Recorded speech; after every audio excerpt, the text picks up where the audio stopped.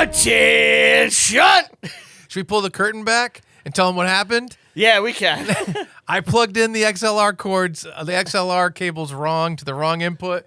I fucked up my own audio, but luckily only for like 2 minutes. Yeah, we didn't lose anything. We didn't lose anything. We caught it. All we lost was, hey, everybody, this is Popcorn Kernels, the side podcast of myself, Chuck from Funbearable, and Brian Ruppert from Reviewing History. It's our bastard podcast where we talk about movies. Yes. It's joint custody. Yes. We're like divorced parents who still love each other. Like we still bang on the side sometimes. Yeah, exactly. That's what this is. Yeah. That's what Popcorn Kernels is. But, you know, we share custody of the child, and right now it's Chuck's turn to watch the kid. That's right. Half of the episodes are on the Funbearable feed. Half are on the Reviewing History feed. So you got to subscribe to both to get all the Popcorn Kernels.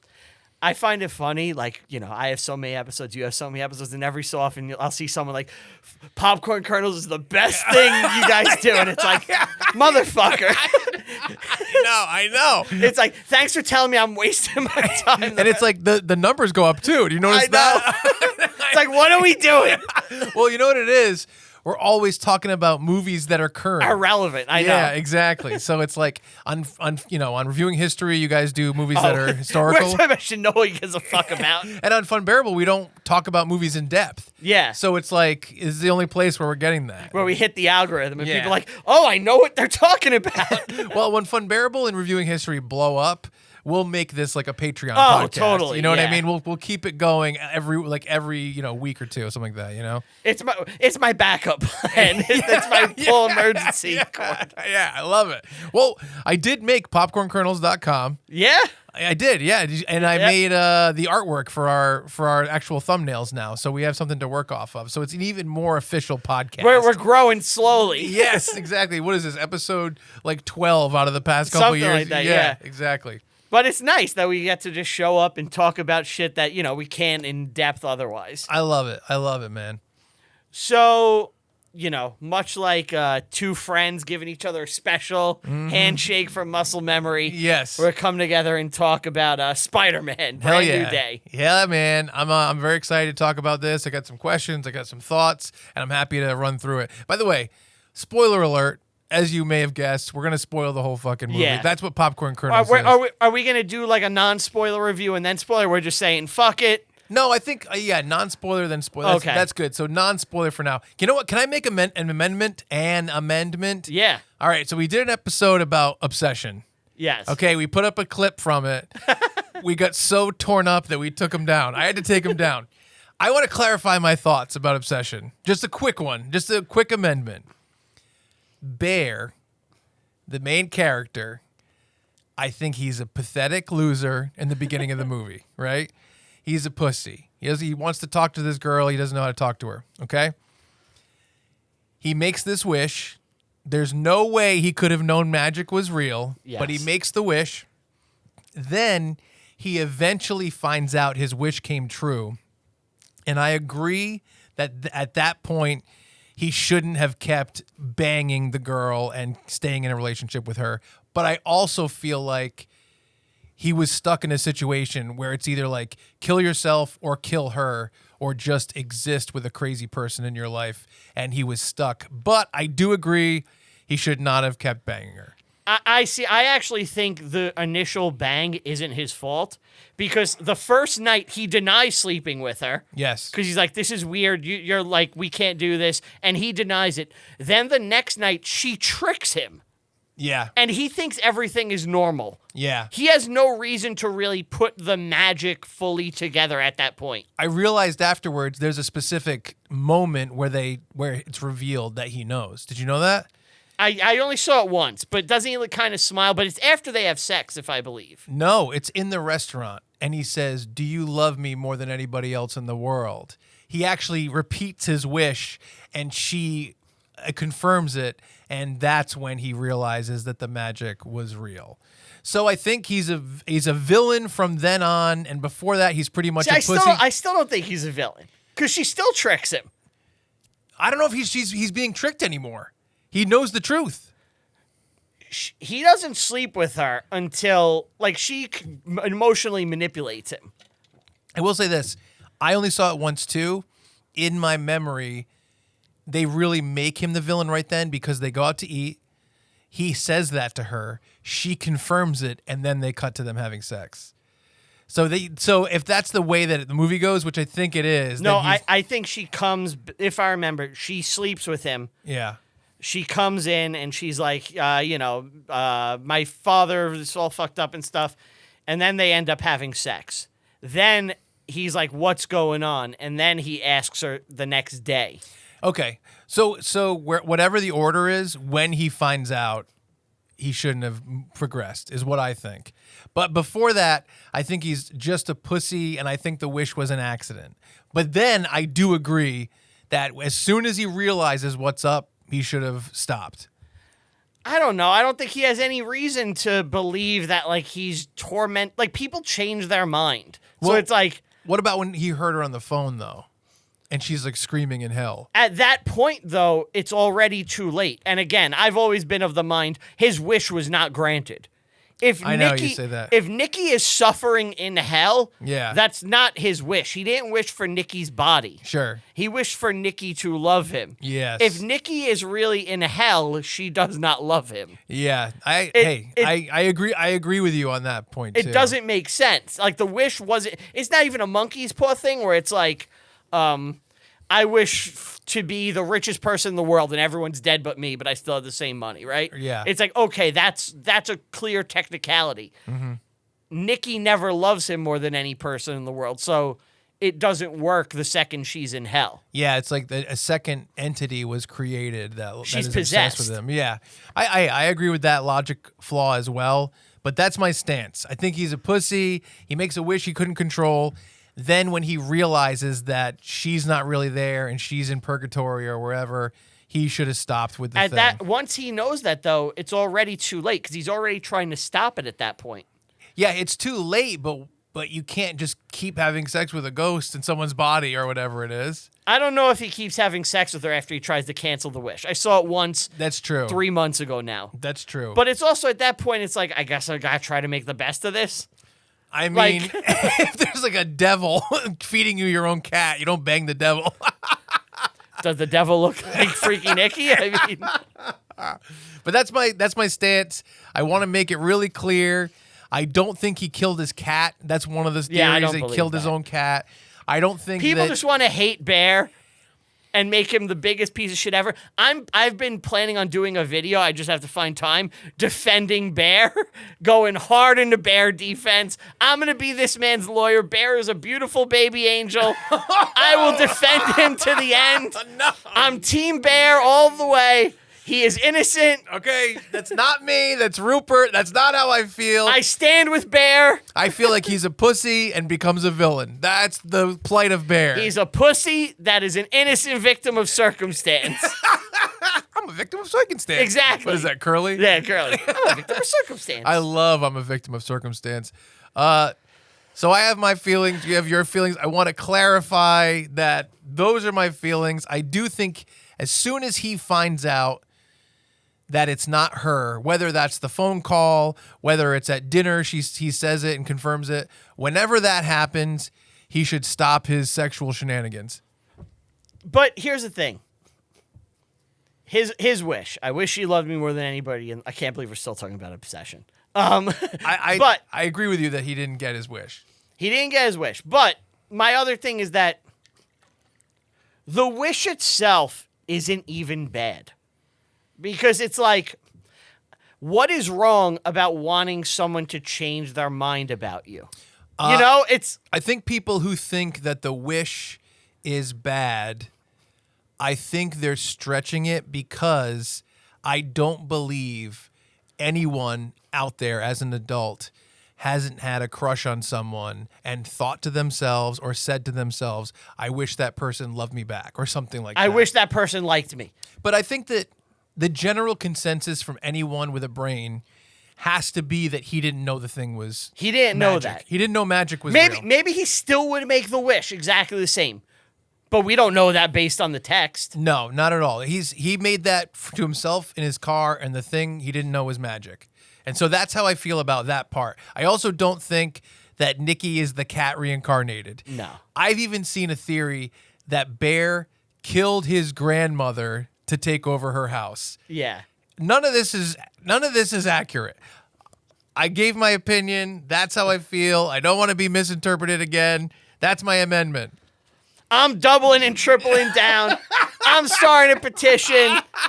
Moviegoers for Bear. Team Bear. Hashtag free bear. Save the bear. Save the Bears. Yeah. I'm going to petition the Chicago Bears to put bear on their helmets. Yeah. I just had to make that amendment. When we got torn apart, I was like, let me think about this. I was like, I want to double and triple down on these cocksuckers. I knew you would. I knew that was going to be your response. But Fuck you. Yeah, I know. I'm right. I know the Ruppert way. He saw those comments. He went, okay. Wait till I write my essay dissecting this shit like a goddamn fucking lawyer. But we're here to talk about Spider-Man Brand New Day. Yeah, sorry to detour. It's okay. It's only like the most popular movie of the year, probably, Obsession. Yeah, I know. Until now, maybe. Yeah. Spider-Man Brand New Day. How excited were you for it going in? I was incredibly excited. I was watching the trailers with bated breath. As I've talked about before, I watched New Rockstars, the YouTube channel. They, in a positive way, they milk every second about everything about these superhero movies. Like they released an hour and a half breakdown of Brand New Day with every thing you missed. Okay. And then they released a 15-minute video that was like, what did the Hulk do after Brand New Day? And then they released another video about another character in the movie. And it's like, I love it. So I was eating up the trailer breakdowns and trying to figure out what the movie was about. And also, I love Tom Holland. I think that I'm going to make a claim, is the Spider-Man, this is the fourth one, but the original 3 Spider-Men in Marvel Universe, is it the best trilogy in the Marvel Universe? Oh, his trilogy? MCU. Iron Man 2 is not as good as Far From Home. What about Cap? And Guardians. Cap is great, but I don't think... I will say this, and this is very controversial. I think number 1 is made really well, but I think it's not a very well put together movie. I think they took 2 movies and put them in one, and they have a whole story that lasts an hour, and it has the arc and the first act, second act, third act. Then they start over and do another first act, second act, third act. And so I think it feels a little bit weird. I think Homecoming, I feel, is better than Captain America: The First Avenger. For me. Yeah, look, Spider-Man's my favorite character. I don't know. I think the Guardians trilogy is probably better overall. Guardians is close. Guardians 3 is incredible. I like Guardians 2 a lot more than most people. And Guardians 1. And Guardians 1 is good, but when you break it down, think of the villain of Guardians 1 versus the villain of Spider-Man Homecoming. I know that that's not the whole movie. Yeah. But I don't love disposable villains. I really have a thing against disposable villains. Guardians is so good, though. Guardians itself, no matter what the villain is an amazing intro to this team. I can hear the case for it, but I'm not sure if it's the best trilogy. So, okay, besides Guardians, well, what do you think about Captain America? Do you think it's... I love all 3. Do you think they're better than the Spider-Man 3? I think probably one of the best MCU movies is probably Winter Soldier. I agree, and I love Civil War. It's tough, man. Yeah, like I love No Way Home though. No Way Home is is his best movie. I think No Way Home I like more than Civil War. I mean, it has Tobey Maguire, so I'm always gonna, it's gonna get a bump. It's tough too because I actually feel like Civil War is one of the best written Marvel movies out of all of them, because when I watched it, and we're going to spoil Civil War right now, because who cares? It's over a decade old. So the whole time you're seeing them fight with each other, but it's leading up to this more Winter Soldiers, and it's going to get to the end, and you kind of expect the typical superhero Big showdown with this team of this and these guys, and you're like, okay, here we go. and they get there and the Winter Soldiers are dead, and you find out that the actual Winter Soldier killed Tony's parents, and the fight becomes Tony versus Winter Soldier with Captain America helping him, and they have that fight in that like silo. And then Captain America tries to stop him. One of my favorite lines in the entire Marvel Universe, top 5 lines. He killed my mom. Yep. The best. Oh, my God. I could fall over in my chair right now. Anyway, so I will say that, but No Way Home. Okay, so let's say, do you break it down to Spider-Man, Cap, and Guardians, or there's another trilogy? I would say that's the best trilogy overall. Yeah, those are the top 3. I don't know.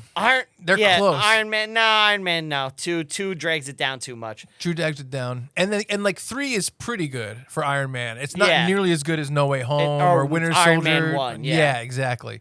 So, and even Avengers. If you look at, Avengers is tough because Infinity War and Endgame, does that count? I count it as its own. It's its own thing.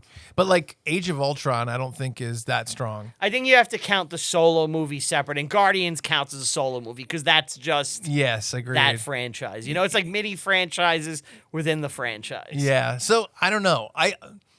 It's tough. This is a tough one, but I like it more than the Cap trilogy. You bring up Guardians, that's a tough one. But No Way Home. My top Marvel movies include Endgame, No Way Home, and Civil War. Those are, and I'm not saying that that's all of them, but those 3 are in the top. Man, this is tough. I shouldn't have brought it up. It's too controversial. I know, this is... But anyway, I think the Spider-Man trilogy with Tom Holland is incredibly strong. I think it's really well done. I know a lot of people hate Far From Home. I don't hate it at all. I like that one a lot. I think Homecoming is the weakest, personally. I think that Far From Home in my eyes is the weakest, but what I really liked about it was people don't think of the context where it was Avengers Endgame, which is like unbeatable in terms of spectacle, and then the next movie is Spider-Man Far From Home, where all of the villains, like the huge monsters, are fake, and there's only one guy. Yeah. And that's a really cool dichotomy. Can I tell you I just checked my Letterboxd ranking. Yes. According to me, the best movie in the MCU is Spider-Man No Way Home. I think Endgame beats it. Endgame is number 2. Yeah. And Winter Soldier is 3. Yeah, Winter Soldier's unbeatable, man. It's really tough. But we can agree that Spider-Man is of the strongest. It's definitely had a relatively consistent output. Mm-hmm. And this new movie took it to really good places that I wanted. So if you recall, when we watched No Way Home, and me and you were raving about it, and we spoke about what we would want in a 4. Yeah, we did an episode of Popcorn Kernels where we each came up with an idea for the 4th movie. And if I recall, wasn't I like I wanted to be really small and street level? Yes, absolutely. And I was like, I want a back to basics approach. Yeah. I think I was pretty close. Yes, I think you were close. And my idea of the entire thing taking place in the Tobey Maguire universe, pretty close. Completely on. I mean, mine was like, this will never happen. But yeah, no, you're right. And I was hoping for that type as well. Yeah, look, it was like me and you were talking before the movie. And I was like, I haven't had a solo. I still haven't. This one was more. But I haven't had a solo Spider-Man movie since Amazing Spider-Man 2. Because every Spider-Man movie now has been Spider-Man paired with someone to mentor him or like other characters to kind of carry the movie. So we had the first one is Robert Downey Jr. Yes. Second one is Nick Fury and S.H.I.E.L.D. And this one was, and then No Way Home is obviously the other Spider-Man and Doctor Strange. Doctor Strange, yeah. And this movie was basically all Peter. Yeah. And like the other characters are there, but they don't kind of overtake him. Yeah, I agree. Which made me pretty happy as far as like the cameo fest and being mentored and being his own man. Yeah, me too. I thought that was great as well. And it's funny because going into it, I thought that Bruce Banner might be the guy that takes over for the movie, like his mentor. You know, that's what I was fearing in the trailer. And it's cool because Punisher is there for a good amount of it, but he's almost like a... He's kind of a hindrance that Spider-Man has to deal with. Yeah, exactly. He's not showing, let me tell you something, Red. I'm going to show you how to do this. Yeah, you know, yeah, it's exactly. not that. And when he does do that stuff, Spider-Man disagrees with him. And it's, so he's not mentoring it's him. always the wrong choice. Yeah, right. Punisher is... I kind of agree with what he tried to do at the end, but that's a different story. But Punisher is the entire time in the way of Spider-Man. Yes, I agree. You know? Yeah. He's not guiding him. He's not mentoring him. Yes. The movie gave me something I've always wanted in one of these movies, and it was absolutely perfect. I always wanted a montage of Spider-Man taking out, like years ago, like when they were rebooting them, and I wrote like kind of like a treatment for what my Spider-Man movie would be. Yeah. My opening was just have him, like a cold open of him just taking out a bunch of like C-list characters. Yeah, that's great. I love it. And I loved it when I saw it. And in fact, when we did this, didn't we talk about I wanted him to work for the Bugle, and the iconic covers were the Bugle things? Yeah. And we were talking about that? Yeah. They did it. I know. I love it. I thought all that stuff with the covers and dealing with like Tombstone and all those characters. Ramrod, like... It was fucking awesome. Yeah, it's like, oh man, like I love it. You pulled obscure ones, and it's also like, and this isn't a spoiler because we're still in the spoiler-free yeah. It was also like they used it in two ways. One as like a fun, let's see him do all this stuff. But they showed the passage of time over 4 years, which is a useful thing. It's not just a spectacle thing. Yeah. They actually showed he's been fighting crime for this long. Yeah, he's a better Spider-Man. He's more experienced. Yes. He knows what he's doing. None of these guys are too much of a challenge. He turns the tables on him pretty quick. Yeah, exactly. You know? No, I loved it. So I've seen it twice already. Mm-hmm. I saw it opening night, first show. I going nuts, loved it. Yeah.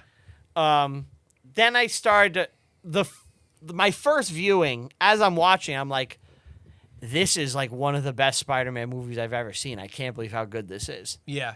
And then it lost momentum at a certain point. Yes. And I felt like the brakes were hit. And I disagree with the end thesis of the movie, which we'll talk about when we're in spoilers. Yeah. And I was like, it was good, but it wasn't what it could have been. It lost a lot of momentum. I agree. And the second time, it really didn't hold me the same way. Whereas I'll say, when I saw No Way Home, I saw it 4 times in theaters, No Way Home. Yeah. And I was thrilled every time, and I loved every second every time. Yeah. And I found it to be way more emotional. Yes. But this has some great Spider-Man shit, and like the highs in here are super high. Yes. And then it's like you just kind of fucked up the whole third act. I completely agree. And that was my takeaway too, where it was like, I was so psyched on it. And then it got to that part for that last like 15 or 20 minutes. And I was like, this is really making it feel very long. It really was, And I think it's only 2 hours. I think it's 2:35. Is it 2:35? Okay. It's pretty long. I think you can look it up, but yeah, runtime is 145. So no, is that, running time is 145 minutes. There's no way that's true. Is it really? 145 minutes. So that's 2 hours 25. Oh, 2:25. Sorry, 145 minutes. Sorry. I thought you meant an hour 45. No. Yeah, 2:25 sounds about right. Yeah, that makes sense.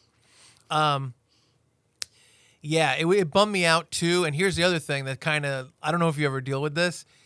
I went with my girlfriend, my buddy Brad, my buddy Jordan, my parents, and I took my cousin Christian and his wife Melissa. They're not into Marvel movies. And I'm trying to get them to be open. The first one I showed them was Spider-Man No Way Home, and they liked it. Okay. So with this, I'm like, it's going to be great. It's going to be great. Then we got to that part, and I was like, oh, this is taking a long time. Like, people who are casual fans definitely are going to fall off. It felt like, oh, you enjoyed your Spider-Man adventure? Pause. Time to set up and build other shit. And it's like, why? Well, like, I know. And there's reasons for it. especially with the Sony stuff, which I guess we could talk about here. Yeah. So Sony had their own plan where they wanted to have Venom and Spider-Man team up to fight Null, the god of the symbiotes. That was what Sony wanted. And then Marvel was like, we want back to basics, meat and potatoes. And Sony's like, we'll agree, but we want you to put in a Marvel TV character, an Avenger, and someone that's important to the next phase of Marvel.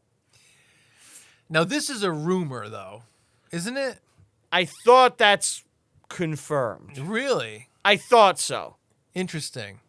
You want to hear...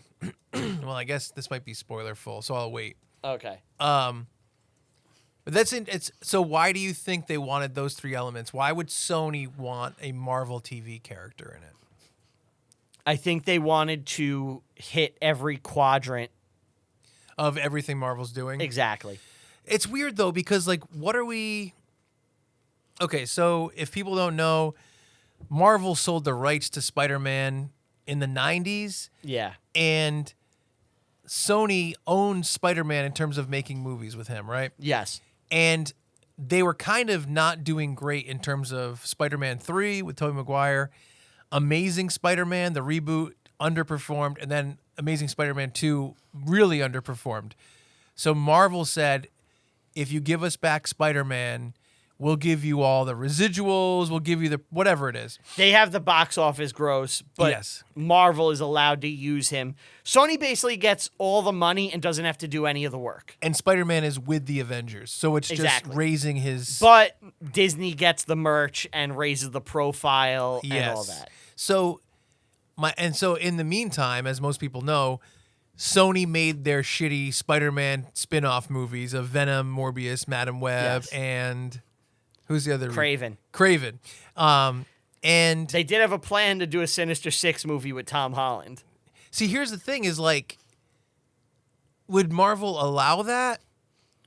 Marvel was not going to have a choice in it almost. Do you think so?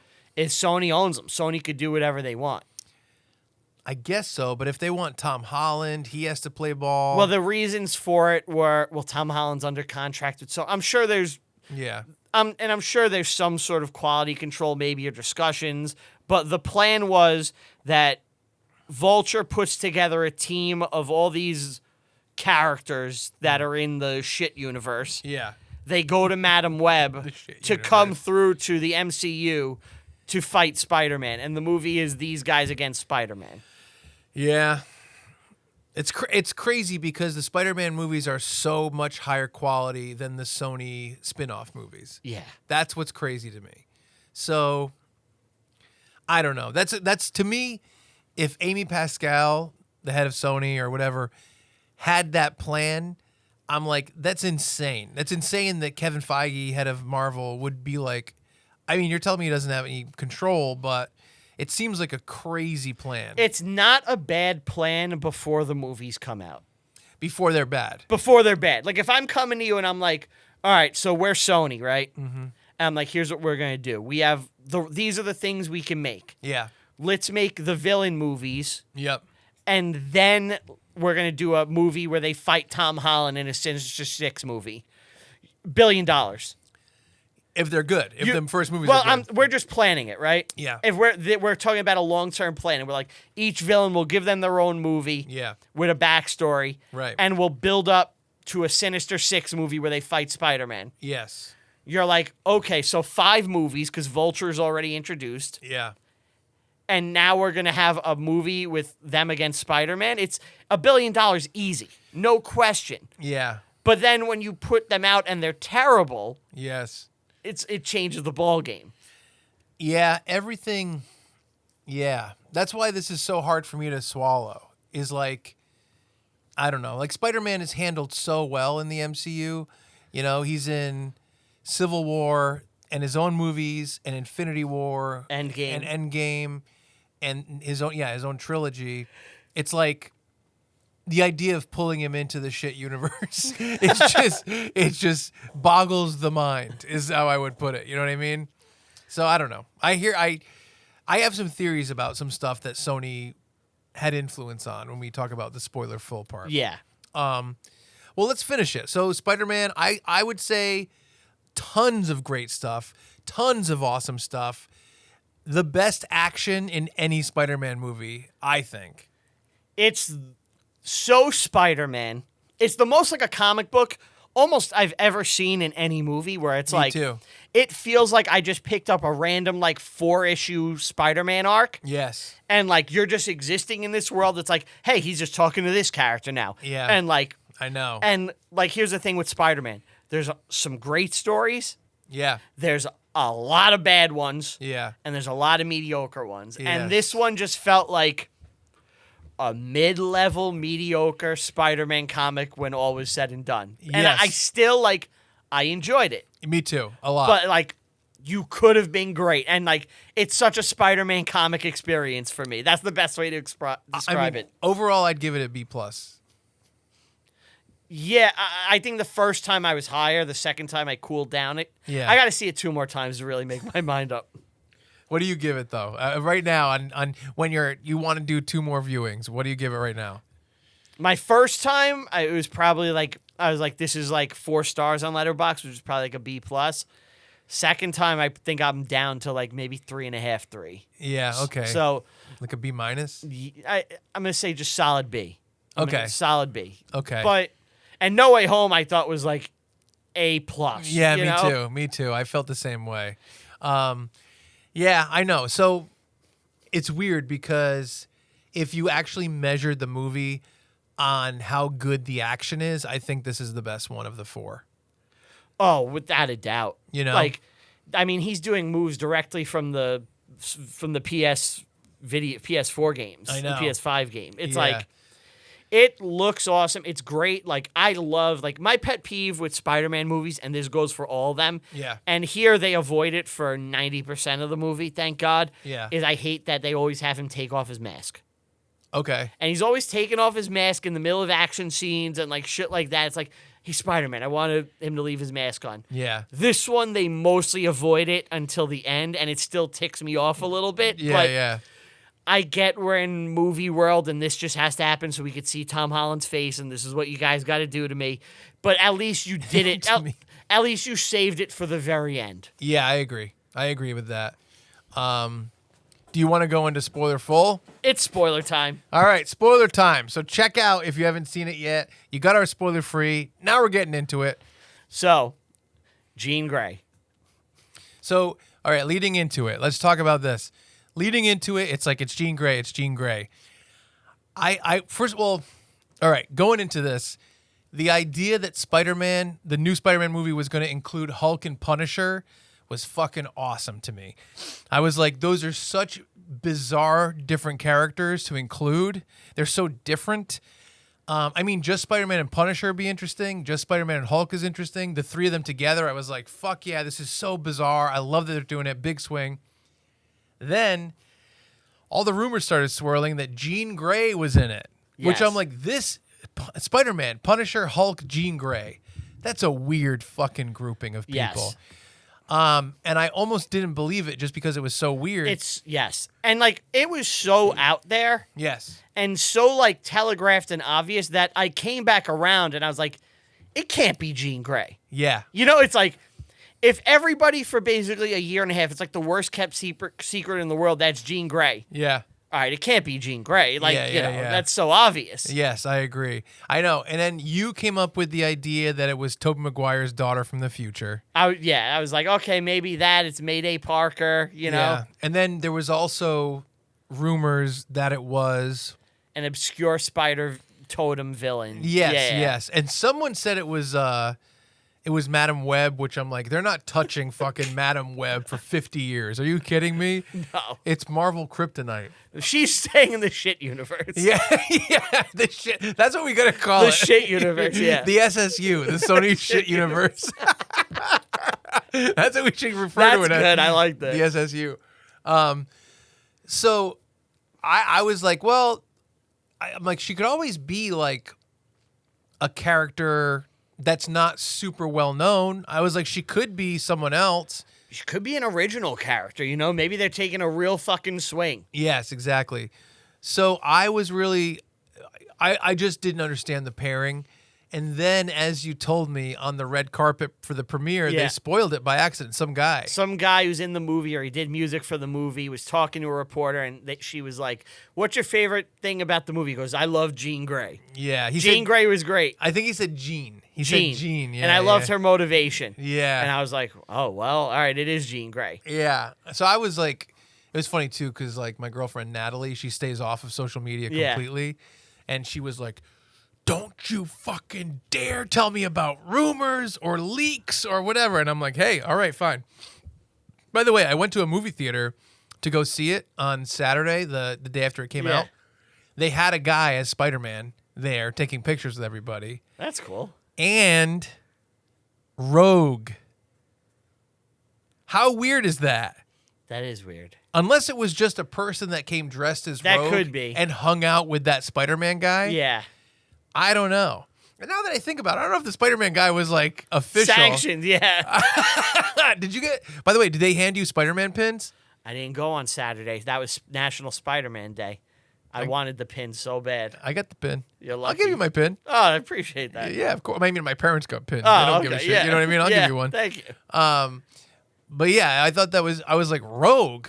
Like, what the hell? Like, at first I saw it and I didn't think quick enough. And I'm like, oh my God, that's Jean Grey. Why would she do this? This is a spoiler. Yeah. And then I'm like, wait a minute, that's not Jean Grey. It's Rogue.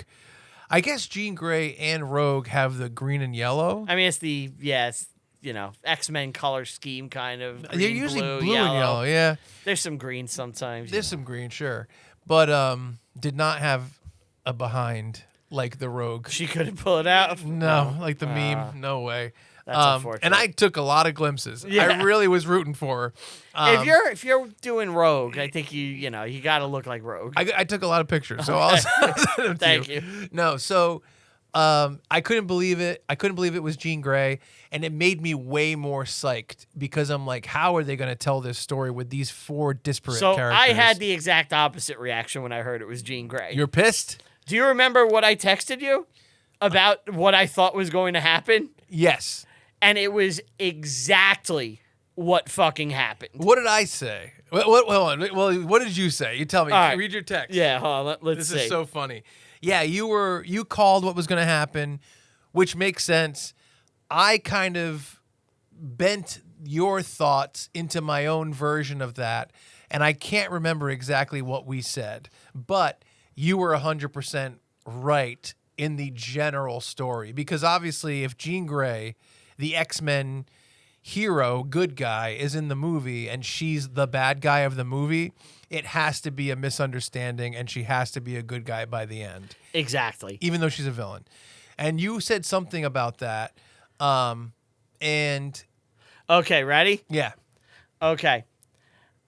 I said, I can even live with Hulk in the movie, but Jean as a villain is a big problem for storytelling, in my opinion. Jean Grey as a villain will be misunderstood, and Spider-Man can't really beat her, so he's going to have to talk to her, and she will just stop. She's being forced to do it by someone else that has her in a compromising position. I don't know that for sure, but it has to be that. Something like that. yeah, that's what happened. What was mine? What did I say? You said something like that. She definitely takes over the Hulk. Maybe an evil organization is holding her hostage. She has to break out, and she seems like a villain because of that. Spider-Man goes after her. She takes over the Hulk and eventually finds out she's a good guy. That's the same thing too. Yeah. They're both exactly what happened. Which is, again, like why I didn't want Jean Grey as a villain. Yes. It's like, I'm big into hero victories. I know, you are. And it's like, the second Jean Grey is the villain, all suspense and drama from the movie is cut. Because, all right, Spider-Man is not killing her. Right. You're not going to make Jean Grey, even though she's one of the most evil villains I've ever seen in a Marvel movie, they're not going to leave her that way. Yeah. They're going to I don't redeem think her. she's one of the most evil. I mean, She kills random people. Like, dude, she's having, like, construction workers jump in front of cars and kill themselves. But Thanos killed half of all life in the universe. He didn't kill them, technically. They just disappeared. You bitch. No, I think, who is the villain? I think that She kills, like, She's more evil than Vulture. Yeah, but Vulture is a good guy. Vulture's like, I should say, he's portrayed as a sympathetic character who's doing what he has to do, and he doesn't hurt people. You know, they try to make her sympathetic. No, they did. You're 100% right. But, like, if you look at the villains, it's like Loki's worse in Avengers than she is in this. Like, I don't think Loki kills anybody in Avengers. Phil, he kills Coulson. Well, we also see it's really tough because we're seeing. So what we're talking about is Jean Grey can take over people's minds. Yes. She takes over the mind of this construction worker, and she makes him go like this and back up in the street, and he gets killed by a car. Totally. I think it's fucked up. We have more things to say about that. Yeah. I certainly do. The other movies are so much bigger that they can kill 100 people, and it doesn't feel as personal. I guess. But here's the thing. At the end of those movies, you're not positioning the character like it's a new hero. Which is a big fucking problem. I have a lot of feelings Jean Grey, on that. from almost start to finish in this movie, is a tremendous, evil, sadistic piece of shit. I would say she's sadistic when she does the Zendaya thing to Spider-Man. Yes. And it's fucked up that she kills the construction worker. Oh, there's others too. She's blowing cars up and like her plan is dumb as fuck too, by the way. Yeah, I will say real quick, if you want to infiltrate the Department of Damage Control, right? Why is she doing these elaborate chases? Why isn't she just jumping into someone who works in damage control and then getting to Bill and jumping into his head? Isn't there a way that they're kind of avoiding letting her do that, though? Don't they have her in a thing and it's beyond her jumping radius? Well, no, because she could jump into, like she could stand outside the facility, wait for someone to go home, jump into them. Oh, you mean after she gets out? Yeah, like Jean Grey at the start of the movie, right? The movie opens with that big chase number where she's, shooting in the street and all that. Couldn't she just jump into, like, the guy driving the truck and just slowly drive him in without the big chase? Oh, you're right, because how is she taking over all those people exactly. if she's stuck? And she could just jump into someone in damage control and then jump into Bill and read his mind. There's a couple issues with the powers of Jean Grey and her sister. Another one is when they capture her sister, why don't either of them jump into the mind of the people capturing her and stop it? Well, they dart the sister. And then the sister's last act is to jump into Jean and make her run away. Okay. And then Jean is too far gone. If she could jump into Jean, though, why doesn't she jump into one of the people controlling her? I guess she just wanted to keep Jean safe. I guess so. Maybe she's like, I'm fading away. There's only one jump I can make. Yeah, my last thing. Okay, I buy that.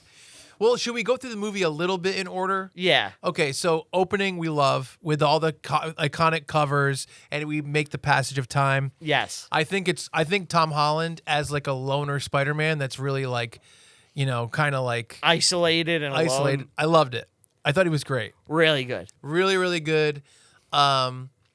And then how does everything begin? It begins with the chase. It begins with the big chase, yeah. I love the opening of, even though it was in the trailer, the beginning of how they established Punisher and Spider-Man I thought was amazing. Staten Island! Yeah, I know. But I love the idea that it immediately established their relationship. Yes. You immediately got that.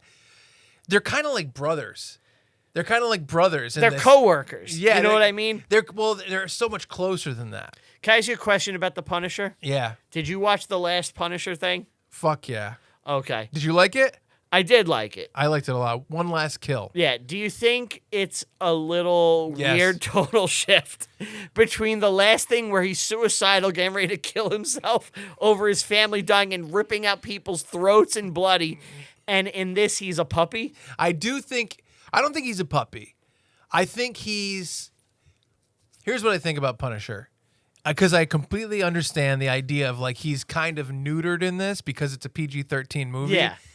However, it's almost like the stakes are so high at first that it's like it's kind of out of his element. You know what I mean? If the Punisher goes to space to fight Thanos, what are we doing here? Like, what's going on? He's like, like I understand that. When people are being taken over and the Hulk and all this stuff, I mean, there's a whole thing I have with the Marvel Universe about like, well, what happens if a super strong like Mysterio? What happens if Mysterio fights the Punisher? Punisher's dead. You know what I mean? Like like Spider-Man fights Mysterio because he has all these powers and can do all this stuff. Punisher can't do that. So Punisher must stay ground level. So I kind of feel like the stakes and the magic or the supernatural elements, let's call it, were beyond his comprehension. So he just kind of had to stay on the side and be like, fuck you to Spider-Man. I think that was the only role he could play in this movie. I like their relationship. Yes. They have a great dynamic. Punisher's funny as hell. I have a fact I wanted to throw in your face. John Bernthal plays a Punisher. Yeah. Filmed Tom Holland's audition tape for Spider-Man. And Tom Holland filmed his Punisher. Yep. How amazing is that? That's awesome. It's the cool. And here's what's weird.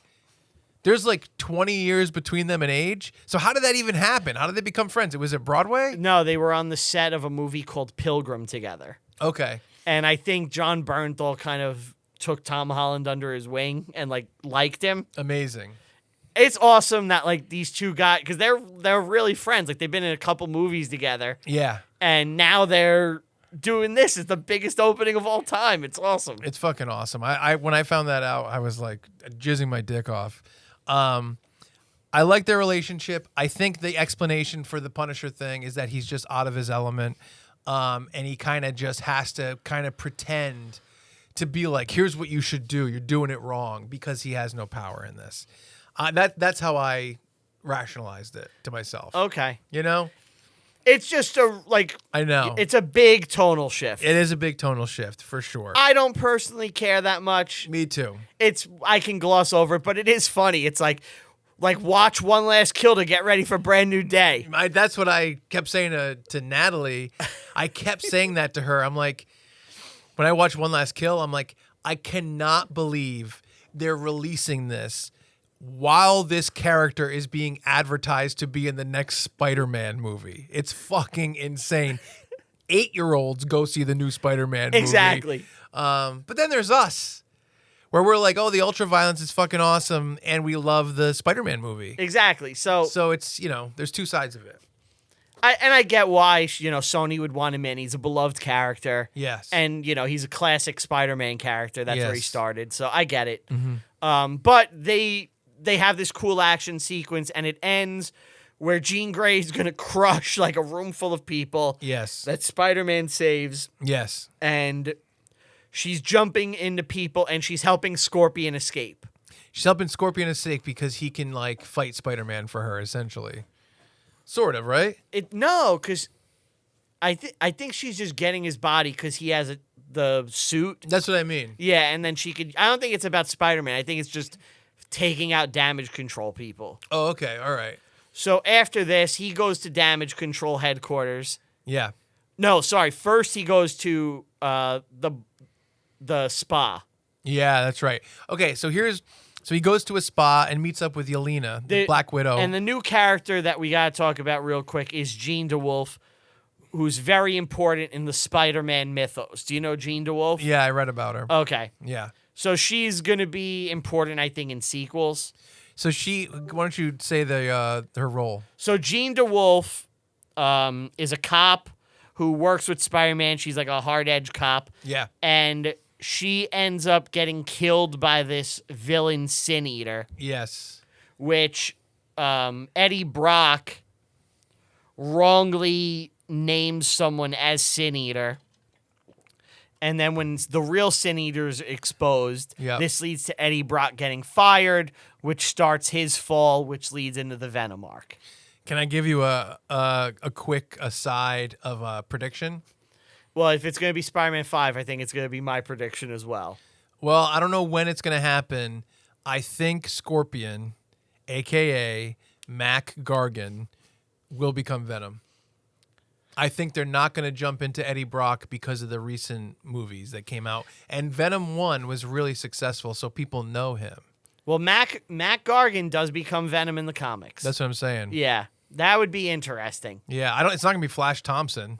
No, it's not going to be Flash. Because Flash also becomes Venom in the comics, which I love that Venom. I love the Flash love stuff. Agent Venom. I love it. Yeah. That's my prediction. I think so Matt Gargan was in Homecoming as a villain, as a side character. Yep. He wasn't in Far From Home. He wasn't in No Way Home. They brought him back for this as like a puppet for Jean Grey, and I think they could have picked any character for that, and they picked Scorpion because they could have made and there's a litany of characters they could have picked to do this one scene. It's like one scene really. They picked him to keep him in your mind, and I think that's why. See, I think that they wanted to pay off from Homecoming, where Scorpion is one of my favorite Spider-Man villains. I've always thought he has like a cool design. I like it. Yeah. My take was that they wanted to pay off that thing from Homecoming. Yeah. And he's not a villain that's really strong enough to carry his own movie. For sure. So to make him the almost C-tier villain of the movie. Yeah. Because I would say Hulk is the B, and then the A is Jean Grey. Yeah. So I think that's why that makes sense. Okay. I mean, I think it makes sense. You might too. be right. I just think that I know Marvel, and they stay away from stuff for a while. Like even, they didn't go for a Spider-Man appearance for a long time, and I'm sure it's because they wanted space between Amazing Spider-Man.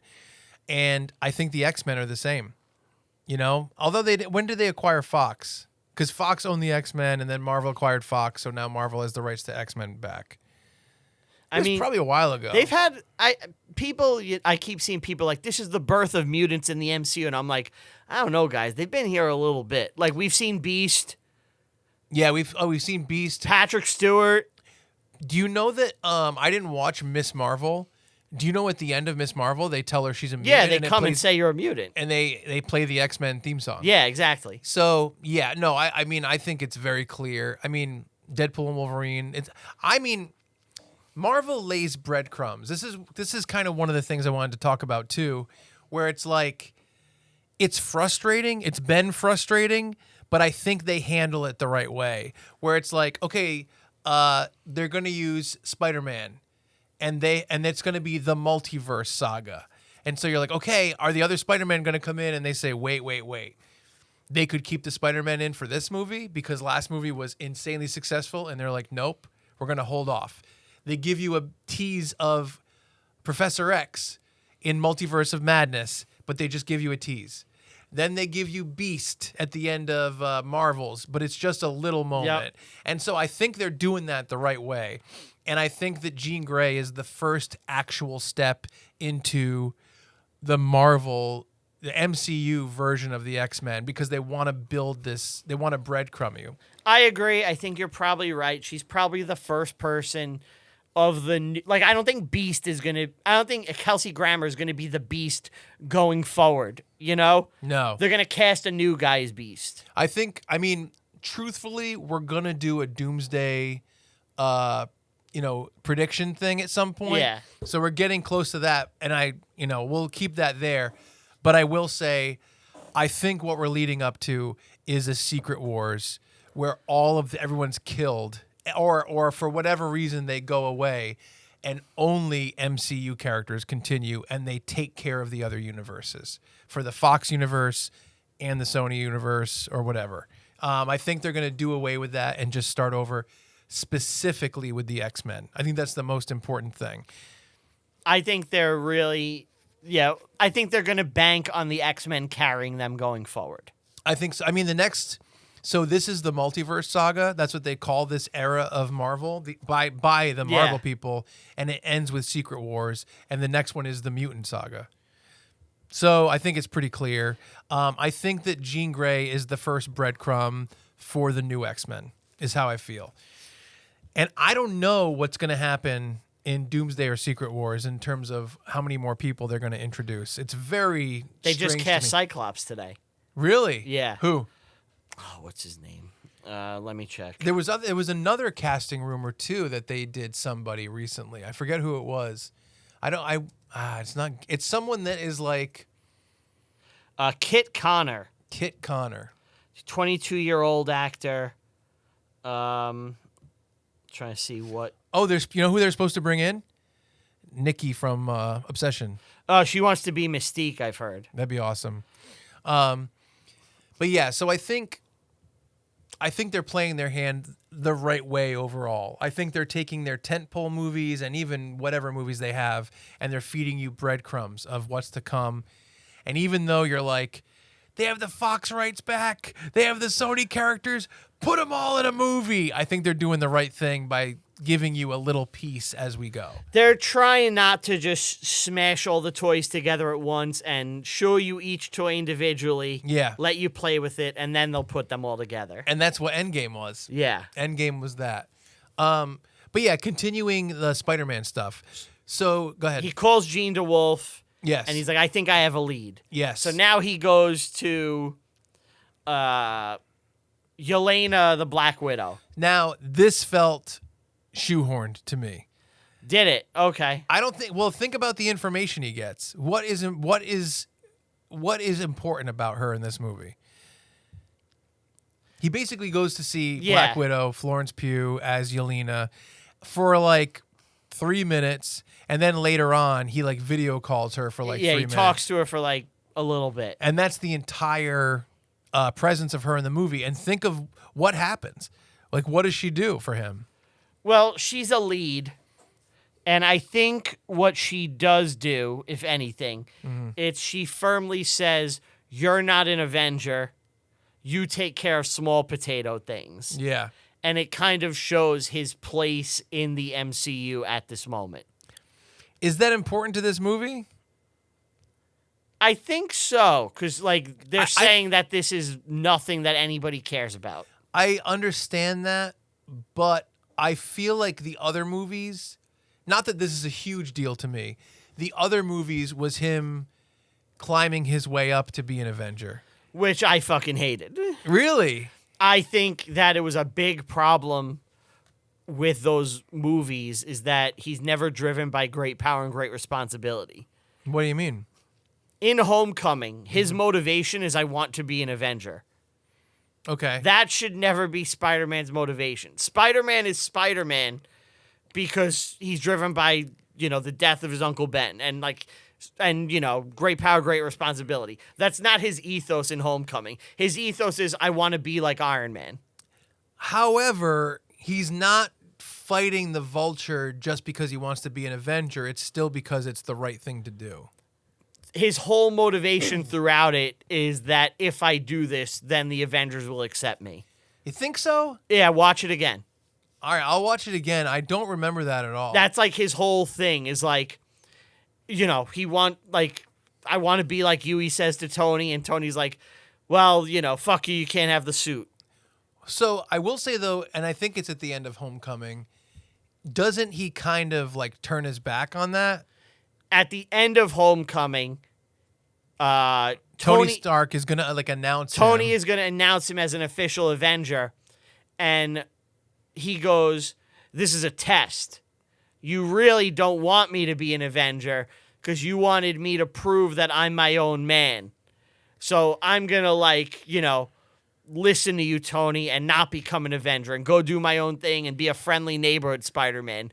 And Tony's like, yeah, you're right, kid. And then he walks away. Yeah, and it was an actual press conference. Yeah. I remember it differently. I remember Spider-Man having a more important thing to do than do that, and he kind of went with his heart instead of doing it. You're sure it's that? Yeah, I'm positive. Okay. I've been raging about this inside for years. All right, I'll defer to you. So then Far From Home is a little bit more of... Well, no, Far From Home is all about I can't measure up to Tony's legacy and Tony Stark. Okay. And the first two movies are I want to be Iron Man. Okay. Right? I'm Iron Man. He's more Robin in those movies than Spider-Man. I get it. I know what you're saying. And then the first time I feel like he's Spider-Man yeah. is after Aunt May dies in No Way Home. No Way Home. And it's like, oh, with great power comes great responsibility. There it is. And the other Spider-Man come and kind of teach him how to be Spider-Man. Yeah. And in this movie, it's all great power and great responsibility. And I'm like, there's the Spider-Man I've been missing for a decade. Okay, it's hard for me to. I just feel like he's so driven by what's the right thing to do in all the movies. You know what I mean? I feel like I understand your viewpoint, but like in Far From Home, he's just doing the right thing. You know what I mean? And in No Way Home, you know, he like the villains come in and he's like, we got to stop them. And May is like, no, we have to understand them. And he's like, you know what? You're right. And he wants to do the right thing there. And he's trying to heal all of them. Even in Homecoming, it's weird. Like even in Homecoming, he's doing the right thing. I don't think he's like, I'm going to stop the Vulture because I want to be an Avenger. Oh, he like definitely is. No, I think he's like, if I stop the Vulture, maybe I'll be an Avenger. But I don't think that's his drive. I think he just does the right thing. And you have to look at like Homecoming is Vulture, Far From Home is Mysterio, No Way Home is Goblin and whatever. But there's also all these side things where he's doing the right thing all the time. I'm not saying he's doing the wrong thing. You know, he's still a hero and he's like doing the right thing.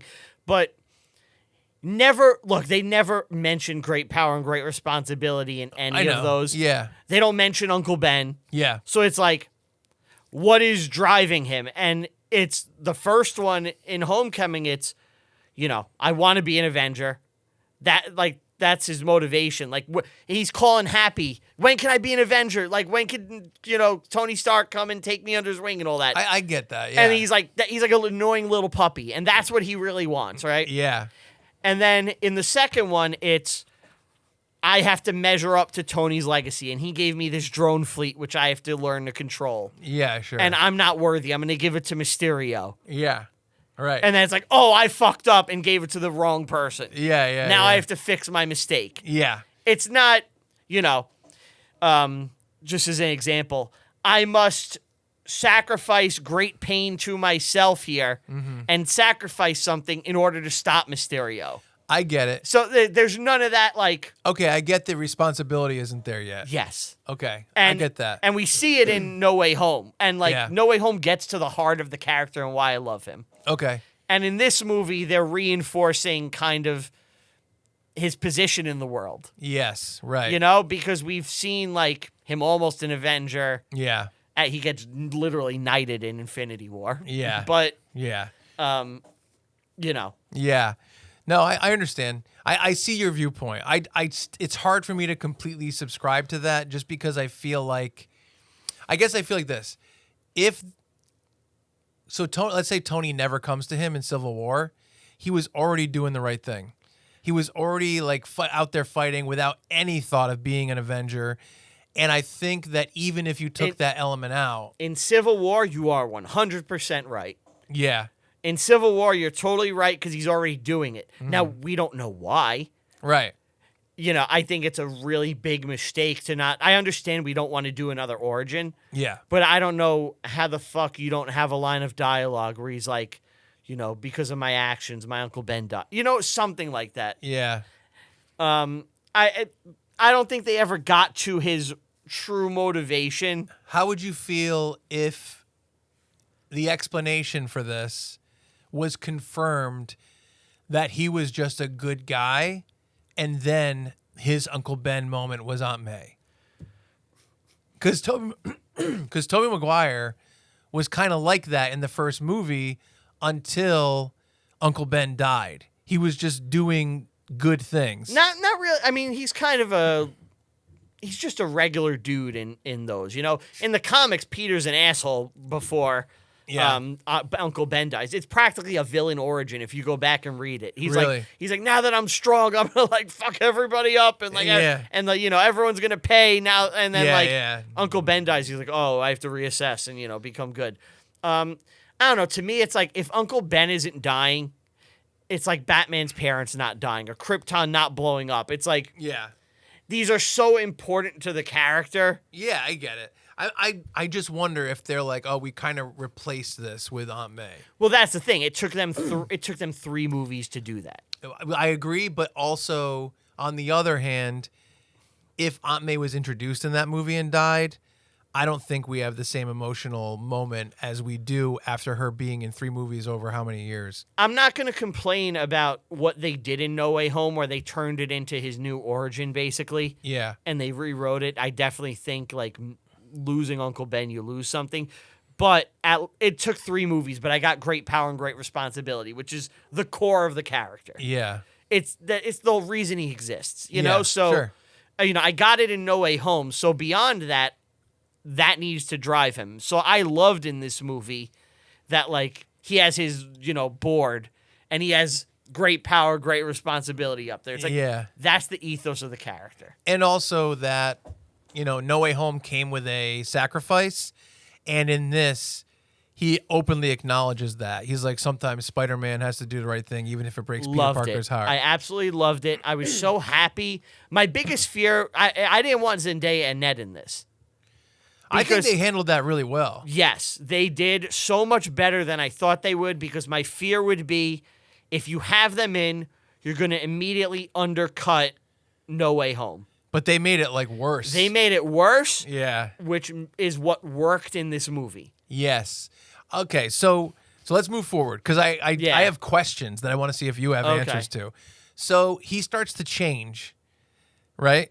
Yeah. He becomes, like, more of a spider. Can I give you my theory on this? They originally were like, let's have him become the symbiote, right? Think of everything that happens. Okay, he's going through a weird change. He's stronger, and when he fights Scorpion, he's way more violent and hurts the policeman. And then he's like, "Oh, what have I done?" And the woman, the police chief, is like, "What are you doing?" Blah blah blah. And it's like he is getting taken over, and he's faster. He can hear things better. He's more susceptible, and he's stronger. So it's everything that the symbiote is. It makes him enhanced, but it also makes him rageful, and he's shitty, and he hurts people, and he's like struggling with that, which is exactly the symbiote. It's very symbiote-esque, but it's not the symbiote, because they were going to do Man-Spider. I know, I heard that. They were going to do Man-Spider, and they were going to do body horror stuff. Yeah. And they were like, well, this is a movie that they want 5-year-olds to go see, so they removed it, which is why they kind of did half Man-Spider, half the other storyline. Yeah, it just feels so much, like even his eyes turning black. It's very symbiote-like. To me, they basically were like, no, we want to save this. They're saving it, exactly. And so they were like, let's do symbiote light. Is how I feel. That's totally what this is. It's all the beats you would, if you want to make this into a symbiote movie, could easily do it. Yeah, exactly. But they managed to have their cake and eat it too while saving the bullet in their chamber. I agree. That's what they did. I also think this movie is kind of a loose remake of Spider-Man 2 in some ways. Okay. There's direct visual homages, visual moments. It's about, so if No Way Home is Peter Parker's origin in this new thing, this is just Spider-Man 2, where he's grappling with his identity and the sacrifice of being Spider-Man and the pain of being Spider-Man. Yeah. I hear that. It's very similar. Like, there's the moment he falls off the roof into the alley. Yeah. That's directly from Spider-Man 2. There's a couple of other visual moments and things like that, where, like, I was watching my wife, she's like, Spider-Man 2. I was like, Spider-Man 2. Yeah, I believe that. I buy that. So I think it's definitely a loose remake of that, and if you're going to remake a movie, it should be like one of the best ever made, in my opinion. So. Yeah. I also want to point out before I forget about it, they did way more practical stuff in this, and they had Tom Holland in the actual Spider-Man outfit as opposed to all CGI. An animated character, yep. Yeah, and that was great. Did you hear what John Watts had said after the last one? He's like, look, we tried to do practical web swinging and practical costume. It looks terrible. Good luck to the next guy if you think you could do that. And it's like, the director, Dustin Creedon, is like, suck my fucking dick. Yeah. It's going to look so awesome. It is, and it's funny because, like, I get the idea that sometimes Spider-Man with his outfit walking around with people, it looks a little weird, but that's how Spider-Man would look. Yeah. He would have a weird head with, ears and stuff like that. It makes perfect sense. I will say, let's point this out because it's the weirdest thing in the movie when he goes to the Department of Damage Control and it just looks like a video game when he's talking to the guy. Yeah. That was so bizarre to me. Like, why didn't they just have him talk to him? Like, in his suit. Do you know what I'm talking about? Wait. There's like, when he goes into the office of the guy from Department of Damage Control, and he's like, VMAX, and the guy's like, I don't know what VMAX is. Yeah, and they're talking. The VFX are like awful. Really? I did not. It's great. When you watch it again, pay attention to that one scene. It's almost like for some reason they needed to paint over Tom Holland for some reason. Yeah. And it looks insane. And people have pointed out online. Really? It looks crazy. Okay. When you watch it again, pay attention to that part. All right. It's just, and it's the only part. It's in like a 3-minute scene, and that's it. Huh. It's the only time that it looks like that. Yeah, it's very weird. You know what else though? Actually, when they're in the hot tub, he's with Yelena. Yeah. There are close-ups of him where it looks really weird, and the way it meets his neck is really The mask? Yeah, it's really strange, and I'm like, I just wish they had him in the mask. They have him in the mask for so many other parts in the movie. You don't think he's in the mask in those scenes? I think they painted over him with CG. Wow, It's okay. really strange. It's a really strange part. I've seen a bunch of posts about it too because I was watching it and I was like, this is weird, but it's the only time. So it kind of brushes by and it doesn't really matter. So Department of Damage Control, it's supposed to be good guys in the beginning. Yeah. Very funny when they're like, oh, this is the Hand. They're friends with us now. I thought that was so bizarre. You knew right away. You're like, these are the bad guys, right? I didn't. Here's what I thought about Department of Damage Control. They weren't good enough for me to think there'd be a turn. They felt like background characters to me. So I didn't think it would end up being like, oh, they're bad guys. I thought they were just kind of like, yeah, we're sort of powerless. We don't know what's going on. Because that's all they were presenting. So when the guy said his name, I was like going to my Marvel Rolodex. I was like, who is this really? You know, like what cat? I was like, I don't know that name. Bill. I looked it up after. He's like kind of an ex character more. Yeah. He was in like one story. Yeah. But it's like, you know, it's nothing. Yeah, exactly. And I knew right away. I was like, okay, so they're behind everything because they're the big evil corporation. And yeah, and Zendaya makes a comment about that. yeah, She said, I got a job at but it's a soulless corporation. And then Ned says, like, they're aren't not they all all? soulless. Yeah. Yeah. So, okay, so we're progressing. Spider-Man, Peter Parker goes to the party. He sees Zendaya and Ned. He finds out that Ned has this Spider-Man board, and he's like, Spider-Man, save this. Can I ask a question about this? Yes. So in the last movie, No Way Home, Doctor Strange made a spell that everyone... How would you describe the spell? They forget who Peter Parker is. They forget that Spider-Man is Peter Parker. They forget that Peter Parker exists. Okay. So it's Peter Parker doesn't exist at all. So here's what's weird. Shouldn't the world think that Spider-Man was responsible for all the stuff in Far From Home anyway, and still? Because the world hates Spider-Man, and then J. Jonah Jameson reveals who he is. Yeah. So and like everything else is real. Like Ned's like, he saved us here. He saved us here. He saved us here. Shouldn't he still have had the events of Far From Home happen? Well, here's what I'll say. They did still happen. It's been 4 years of Spider-Man consistently saving the day. That's what I was wondering. Which is probably enough to start to win over the public. I will say, and I'm okay with it, there's a bunch of stuff in this movie where the explanation is only, well, 4 years went by. That, like, how does Bruce Banner know Peter Parker or Spider-Man? Bruce Banner doesn't know Peter Parker. Or the Hulk. How does he know him? From what happened in the past. That's a big. I have a big problem with that scene. And the Hulk is looking at him, and he's like, "Please, I'm your friend." We'll get there. I got beef. Is your beef partly because like why would the Hulk give up on that because of that? I got a couple things to say about it. All Okay, right. so we're moving through. He's devastated. MJ has a boyfriend. MJ has a boyfriend, and he goes to the roof in the rain. Yeah. And he's like devastated and crushed. Yes, exactly. And so he's swinging in the rain.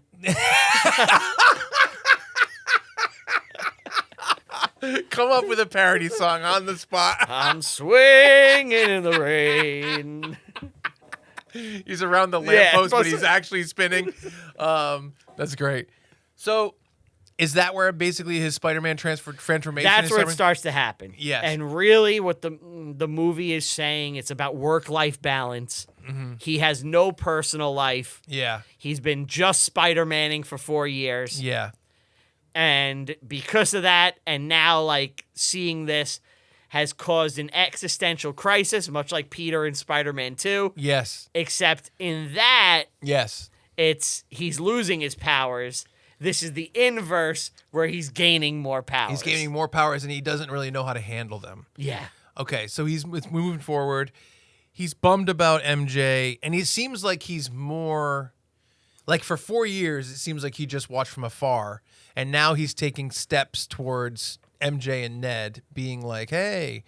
Now, just to go back for a second, Ned's board. Ned has a cork board, and not Ned's board. Ned has a cork board where he's tracking down Spider-Man and he's figuring out who it is. And he invented an app, Spidey Tracker. He invented the Spidey Tracker app. Do you think that part of that is because some part of him remembers that he's friends with Spider-Man? I don't. Okay. Because I don't think that's how the spell works. I think it's just this guy saved my life directly X amount of times. Yes. I want to know who it is. Yes. Okay. Okay, that makes sense. That's how I read it. That's fine. I buy that. So he's getting his new powers. You know, he wakes up in a big web outside his house. He goes in, there's webs everywhere. By the way, there's a big thing online that's like, how does he have enough money for all this stuff? I think he has all the money and all the equipment from all the Avengers stuff still. Why wouldn't he? He has everything that was in Aunt May's house. He has everything that was in Aunt May's house. And then his Aunt May died. So wouldn't he like inherit everything she has? They weren't rich, but I imagine he got some money too. That was part of my thought. Yeah, yeah. And then it is, I will say it is a slight problem that he didn't have a job. Yeah, I thought that too. I think like if he was like a photographer for the Daily Bugle blog, or something like that, I don't know. I think you should have given him a job. Yeah. But there's so much time spent that right. It's whatever. Do we really need to complicate things with this? Yeah. Because then it's like, what if you it's say already complicated enough. Yeah. I totally would have been cool if they had like one scene of him just like mailing like photos and then hit like check his bank statement for a direct deposit or something. Yeah, yeah. You could have done it in 10 seconds, but it's not the biggest deal. Yeah, I agree with you. So he's moving forward. You know, I think what happens next? You know the movie better than me because you saw it twice. So, real quick, do you think the blonde girl in his apartment is Gwen Stacy or the Black Cat? No. No, I don't either. I think she's just a funny comedic beat. I think that the reason the blonde girl talks to him and he kind of walks away is saying, even though this attractive blonde girl is trying to talk to him, I only like black chicks. He has a type. That's true. No, I think, from Homecoming. Yeah, exactly. I think it just means he's become so isolated and he loves MJ that he just wants nothing to do with people. Plus, he's never going back. Yeah. That's true, too. Oh, man. That made me think of the story with Brad and the I don't crack thing. Yeah. It's from the episode Mr. Brad Goes to Warp Tour on Funbearable. That's where we tell the story of Brad's insane faux pas with 2 black girls at Warp Tour. That story is insane. But anyway, move forward. I don't want to spend my time on it. So after this, he's starting to try to balance his new powers. He goes and Scorpion's on the loose. Yes. And he shows up and he beats the living shit out of Scorpion. Yeah, and Scorpion is taken over by Jean Grey. It's not actually Scorpion, it's Jean Grey. Yeah. And he really hurts someone, and Jean DeWolf is like, what the fuck's going wrong with you? You need to, like, cool down. You need a timeout. And let's just say this, for anyone who's just watching this and hasn't seen the movie, you don't know it's Jean Grey. The whole movie, you're being hidden, and you just know it's someone who can take over minds. Yes. It's not revealed who it is. Scorpion thing happens. Then does the Zendaya thing happen on the roof? So the next thing is he works on like an inhibitor chip, but it's not fully working. He goes to Bruce Banner first because that's where he gets the idea. So he goes to Bruce Banner, who is teaching a class. He talks to Bruce Banner. This is one of my questions about the movie, and I guess this is another 4 years have passed. In Avengers Endgame, Bruce Banner is Smart Hulk. But that and he controls it. But that's not the last time we've seen him. Is it She-Hulk? He's on She-Hulk. Well, this is the question though. If he does She-Hulk, he's Smart Hulk, isn't he? I thought he gives up his powers and he's Mark Ruffalo in it. Well, he does. He shows her how to do the thunderclap. Yeah, but he does become Mark Ruffalo again in it. So does he build the inhibitor? Because basically, Bruce Banner, Mark Ruffalo, has an inhibitor chip on his arm that stops him from becoming the Hulk. Now, is that a device that was created before this? Like, where did that come from? No, that's in between. Okay, so he goes from Smart Hulk to Bruce Banner in the She-Hulk TV show. I'm checking. Blah, blah, blah, blah. Okay. Living off the grid in Mexico. This is from She-Hulk. Living off the grid in Mexico, Banner decides to trade Walters to become a superhero.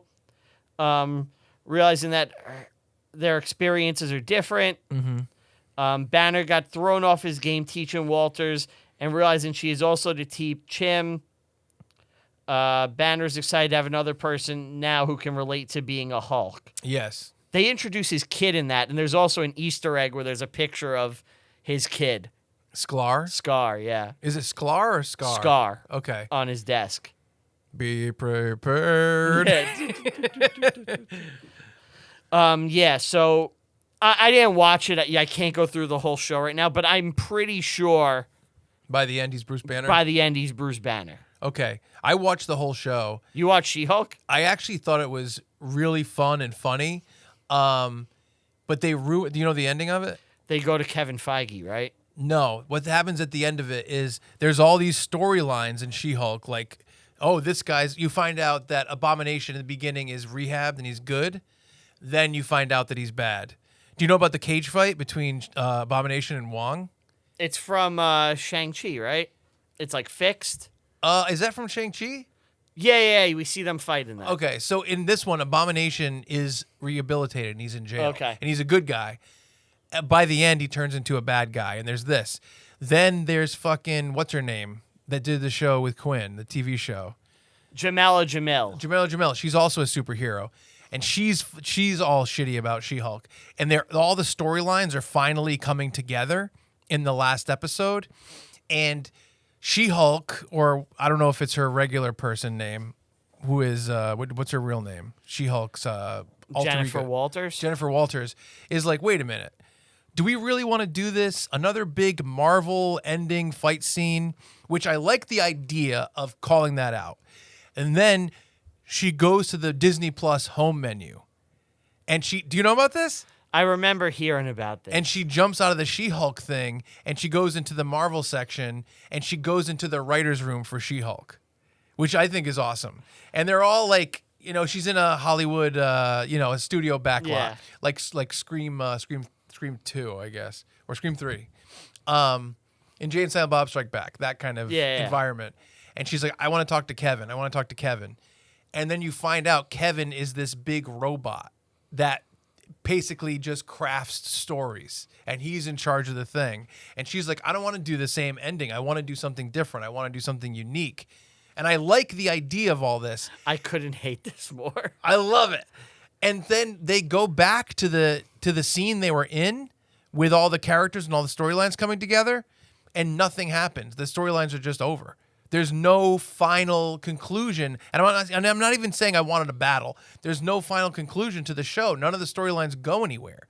It's really, really strange. So giant waste of time. That's the thing, is that it's like, why are we following these stories? But anyway. So I have the timeline of Banner's changes. He uses She sucks off Daredevil. You know that. She sucks him off? I heard that she fucks him. Yeah, she does. Yeah. I mean, behind closed doors, I assume she sucked him off. I'm sorry. I shouldn't have said it like that. She sucks him off. Your response was so fucking funny. So in She-Hulk, I would hate to be sucked off by She-Hulk. You'd be dead. I wouldn't. She could. No, but I mean, like, your skin would be, like, off your body. Worth it. He uses a prototype arm binder / inhibitor to revert to human form to heal his radiation-damaged arm in She-Hulk. Oh, okay. So the first prototype is destroyed in a car crash, forcing him back into his Smart Hulk persona for the remainder of the series. That makes sense that he knows how to invent it. And now he did it again for this. Did you see the She-Hulk intro where they did the original Hulk thing? Nah. They remade the original TV show Hulk intro with her. Oh, like 1970? It's fucking perfect. Like the shot by shot. They did like side by side. Okay. It's fucking awesome. The She-Hulk show made me so bummed because there were so many good directions and then they just like, you know, the twerking thing? I thought that was like huge. I also thought that was like doesn't fit. I think the response was ridiculous that people cared that much. Especially, I think one of the things I think of, real quick, I'll get by this. I think the Disney Plus specials and shows can kind of go in a different direction than the movies. I think the movies have to be super solid and super polished and super big. But I think that, like, to me, Werewolf by Night. I loved that. Me too. One Last Kill. Like, I think all the shows can be like, let's experiment more, I guess. So the direction in which they experimented with She-Hulk, I think there was a lot of really good stuff, but I think they did stuff that people didn't like so much that they were turned off from even giving it a chance. And I will say, I'm not a big, like, oh, it's a girl, so incels hate it. I'm not like that. Yeah. And I think that it's been disproven on a million occasions. No one was ever against Black Widow. No one was ever against the new Black Widow. You know what I mean? If things are good, people will watch it. That's exactly how I feel. But I do think the idea of making a She-Hulk show before you bring in a lot of other important characters, I think a lot of people were like, why the fuck are we doing She-Hulk? You know what I mean? Regardless of quality, it's just like it doesn't make sense. And then the way it was done was like really goofy and like... It was goofy, but again, I kind of think like that's the place to experiment. It sucks because when I was watching like the newest, not the newest, but the phase after Endgame, I like the idea of experiments. Like, I mean, like even Winter Soldier, it really falls out of the Avengers type thing. It's so much more of a spy thriller. When they made Shang-Chi, did you see it? We saw it together, dude. We saw it together. So remember the bus fight? Yeah. I'm like, oh, they're going to do like Jackie Chan. It started awesome, Shang-Chi. Fucking awesome. And I was like, Marvel's version of Jackie Chan type fighting is a fucking amazing idea. It's an amazing thing. If they kept Shang-Chi that, and then of course he's mystical and there's dragons and there's rings. It's the big fucking problem with that movie. Imagine if they kept it as that. Yeah. Oh, the movie had so much, but I was really enjoying the movie before, and it's the same director as Brand New Day, I guess, to bring it back together. Oh, that's funny. But, and he was supposed to do the Kang movie, which got scrapped. But I was loving Shang-Chi, and then that third act just getting to magical, mystic bullshit land. I'm like, what the fuck are we doing here? And then we need Aquafina to save the fucking day. We can't even have Shang-Chi beat the goddamn dragon. This girl who just found out what a bow and arrow is 30 seconds ago takes down this mythical beast. Come on, man. You know what I loved about that movie? Trevor Slattery being brought back. I liked it too. I thought that was awesome. But anyway, I look at She-Hulk a little bit more like they want to experiment in certain directions. And I think there was a lot of fun stuff there. You have to see that intro. You have to see that. I'll look at the intro. That's great. But I'm glad to know that they did fill in the Hulk gap. Because to me, I didn't remember that in She-Hulk. So to me, he was Smart Hulk in Endgame. And now he's like, I can't control the beast. I need an inhibitor. And I'm like, wait, what? But I'm glad. Okay, so it was explained in She-Hulk. It's not so crazy. Yeah. But yeah, we'll get to the problem with Hulk being friends with Spider-Man and that stopping him eventually. So he talks to Peter. Yes. And he's like, I developed this gauntlet. Yes. Which stops me from changing. I'm safe. Yes. And Peter's like, you know, could you have something that works on nature and stuff? And Hulk's like, how would you decide what's good and bad? You know, Yeah, you want yeah. to depower everyone. He's like, I didn't say depower everyone, you Yeah. fucking jerk off. Yeah. Why are we jumping there? And so Spider-Man builds his own inhibitor chip. Yes. And it doesn't really work that well. Yes. He's missing something. He doesn't know what, though. Can I ask a question about the inhibitor chip? Yeah. Will this become the prototype for the stuff that stops the mutants in the X-Men movies? That's already what people are saying online. And I don't exactly love that because we've seen, like, depowered... X-Men?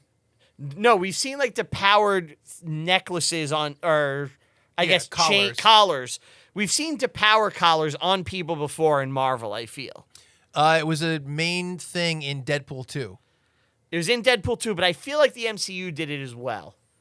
I don't remember it. Bless you. I would say because... Didn't they do it in the last Cap movie with Red Hulk? I don't remember, but I will just say about it, the people that think that, Marvel doesn't really go, hey, remember this thing that happened 4 movies ago? That's the reason, blah, blah, blah. It's not that complicated. They don't complicate things that much. They want each movie to be accessible to a new audience. So they don't do stuff like that. Whenever someone's like, this thing that happened 12 years ago, it's going to be brought back, it's this. I'm like, no, they're not going to do that. Remember the kid from Iron Man 3? Well, now he's older and he's the CEO of a company, which they're going to use to create anti-mutant. What are we doing? Yeah, that doesn't usually happen. And if they do something like Shang-Chi brought back Trevor Slattery, they barely reference Iron Man 3. The past, yeah. They barely reference the past, and he's not a focal point of the movie. It's a fun little side thing. They wouldn't make an X-Men movie where they're like, Spider-Man made an inhibitor chip 12 years ago. Unless the movie is the X-Men are coming to kill Peter. Yes. And it's like Spider-Man versus the X-Men? Yeah. If there's an X-Men movie with Spider-Man in it, sure, but that's not going to happen. No. Although, 3 years ago, if someone said there's going to be a Spider-Man movie with Hulk, Punisher, and Jean Grey, we also would have said no. Yeah, no, I just don't think it's going to be Spider-Man fighting the entire act. You know what I mean? No way. No, I don't think it's going to come back. They probably will get to a place with X-Men where there are people that are trying to control powers with something negative, but it's not going to be because Spider-Man invented this thing. And I, maybe I'm wrong, but that's how I feel. So he works on the inhibitor chip, and then he goes outside his building, and while he's there, this dude comes over and starts talking to him. He's like, what's up, Spider-Man? And he's talking to the guy, and it turns out... I really like that scene. It's cool. It turns out Jean Grey is in his apartment. Yeah. And she's going through his shit, and she found out he's Peter Parker. Yes. Oh, that was another thing. She tried to read Peter Parker's mind earlier, and she wasn't able to. She got pushed out. Yeah, she got pushed out. And I think it's because of the spell, which makes sure nobody can know Peter Parker. I took it as he's just a superhuman, and he can do more than regular people, but yeah, sure. I took it as a mystic block. Sure. Because she could jump into Hulk and stuff. So that was kind of how I That's true too. had it make sense. Yeah. That's an interesting. I never thought about or that. it's the spider sense, because the spider yeah. sense, even when he was out of his body, was protecting. Oh yes, with Doctor Strange. Yeah. Yes. So it could be spider sense, or it could be residual from the spell. Yes. I don't know. Okay. But I buy it. No matter what, It's fine. I think there's multiple explanations that could happen. So I've seen people online that don't understand how she knows he's Peter Parker. Yeah. And it's because she broke into his house. Yes. Went through his shit. Yes. And obviously it's like she had people following Spider-Man around with all her mind control shit. Okay, so she saw where he lived. She saw where he lived, went in. Yeah. And she found the note he wrote for MJ. Yeah, right. Exactly. And you're like, oh, you're Peter Parker. I'm going to get MJ. They've posted their address online. Yeah. And they have a cool race where she's jumping body to body. Great. And Peter is racing to get to MJ. Yes. And then he gets to MJ and he says, you got to come with me. Go ahead. There's a cool moment where she jumps into a helicopter. Yeah. And he figures out that she can't jump more than 33 feet. Yes. So he webs up the helicopter into this crane. Yeah. Locking it. Can I give you a thing that doesn't make sense about that? When she jumps into someone, she can go back to herself immediately. She is always in control. So why does the helicopter matter? Why can't she just go back into herself? I think that's what happens ultimately. Right, but Because she gets to MJ. right, okay, but it is like he got you when it's like no, he didn't. Well, it's just a fake victory for Spider-Man. He doesn't know, which sets up Sure. the next thing. Okay. It actually makes sense if you Okay. think of her powers. Because it's like, oh, you didn't stop me. I'm just going to jump to Yeah. someone else and do another chain. Yes, and I will say we should note this is where she takes over a construction worker and she backs him up into And traffic kill someone. to show that she can like hurt people. Yeah. And he kills them. Yeah. So Spider-Man thinks he stops her, webs up the helicopter, gets to MJ. He's like, look, you don't know me. Someone's coming to kill you. You got to come with me. Mm-hmm. And she's like, oh, my God, yes. And she goes with Spider-Man, and they web swing. Mm-hmm. And she's very calm about it. And I will say, just as a side thing, the web swinging stuff in this movie is the best web swinging stuff that's ever been in a Spider-Man movie. It's fantastic. In my eyes. I love when he's jumping off the building and it cuts inside his mask. Yeah. Amazing.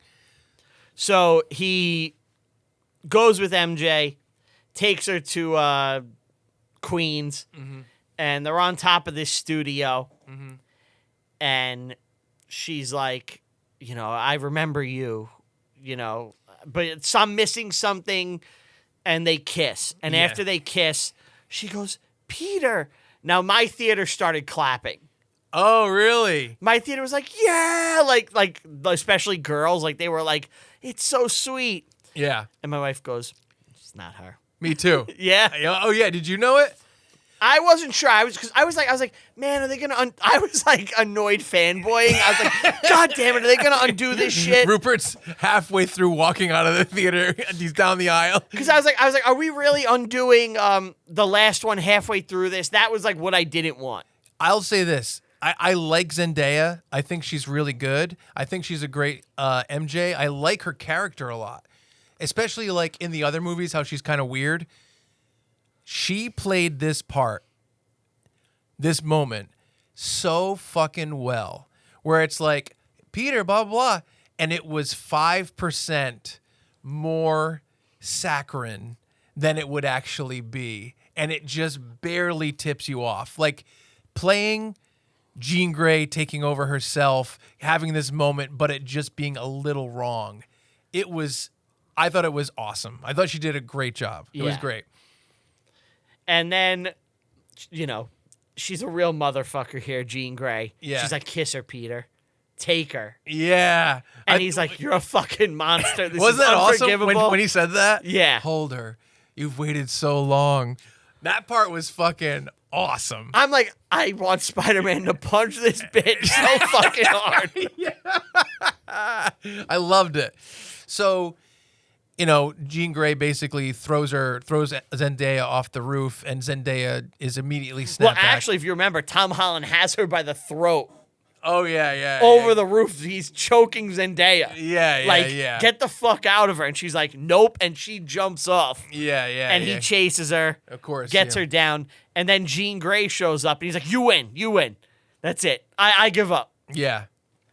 It's a very good Spider-Man moment. He would totally do that. Yes. Like, fine, do whatever. I can't let you kill MJ. Yeah. It was great. It was awesome. So now he's like, all right, where do I bring MJ? Because I'm going to go back. Yeah. Goes to Punisher's boathouse. I loved it. Loved the Punisher's boathouse. Loved the Punisher in that part. The whole scene, especially Spider-Man being like, shut the fuck up. Like him also giving it back to the Punisher. I really looked at it as an older brother, younger brother relationship. And it was perfect. It's great. While he's in the boathouse, him and Zendaya are finally talking. Yes. You know, she's like, do you have a girlfriend? He's like, oh, what about your boyfriend? You know? Yeah. And you see that they're kind of really meant for each other and you're rooting for them. Yeah.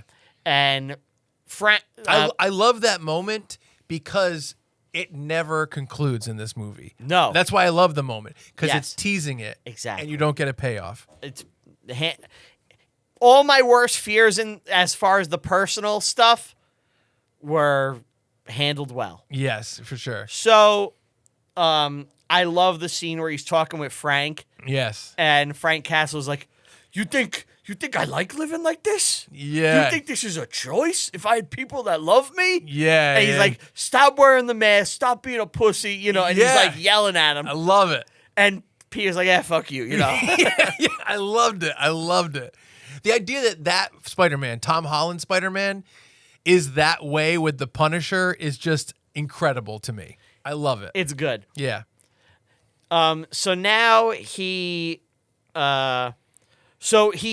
Zendaya knows how to fix his inhibitor chip, and she figures it out. Yes. And now he's perfectly balanced. Yes. His arachnid DNA and his human DNA. So he is now going to damage control to stop Jean Grey. Yes. He goes off and he's like, "Punisher, stay here to protect Zendaya." Yeah. He goes off and Zendaya is like, "You're going to let him go alone? Especially after he saved you in Staten Island?" Yeah. And she goads the Punisher into going. Yes.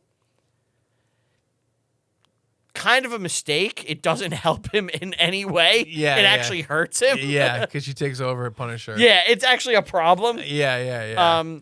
When he's there, Smart Hulk is there and he's possessed. Yeah. I love the lead up to Hulk. I love the lead up where it's like boom, boom, Yeah. boom, and like I actually thought the Hulk fight was awesome. I thought the webbing stuff was awesome and how he's like pulling the pieces of the building off. Really I love cool. Well, first he's Professor Hulk. Yeah. Then he becomes Branner again. Spider-Man saves him. Yeah.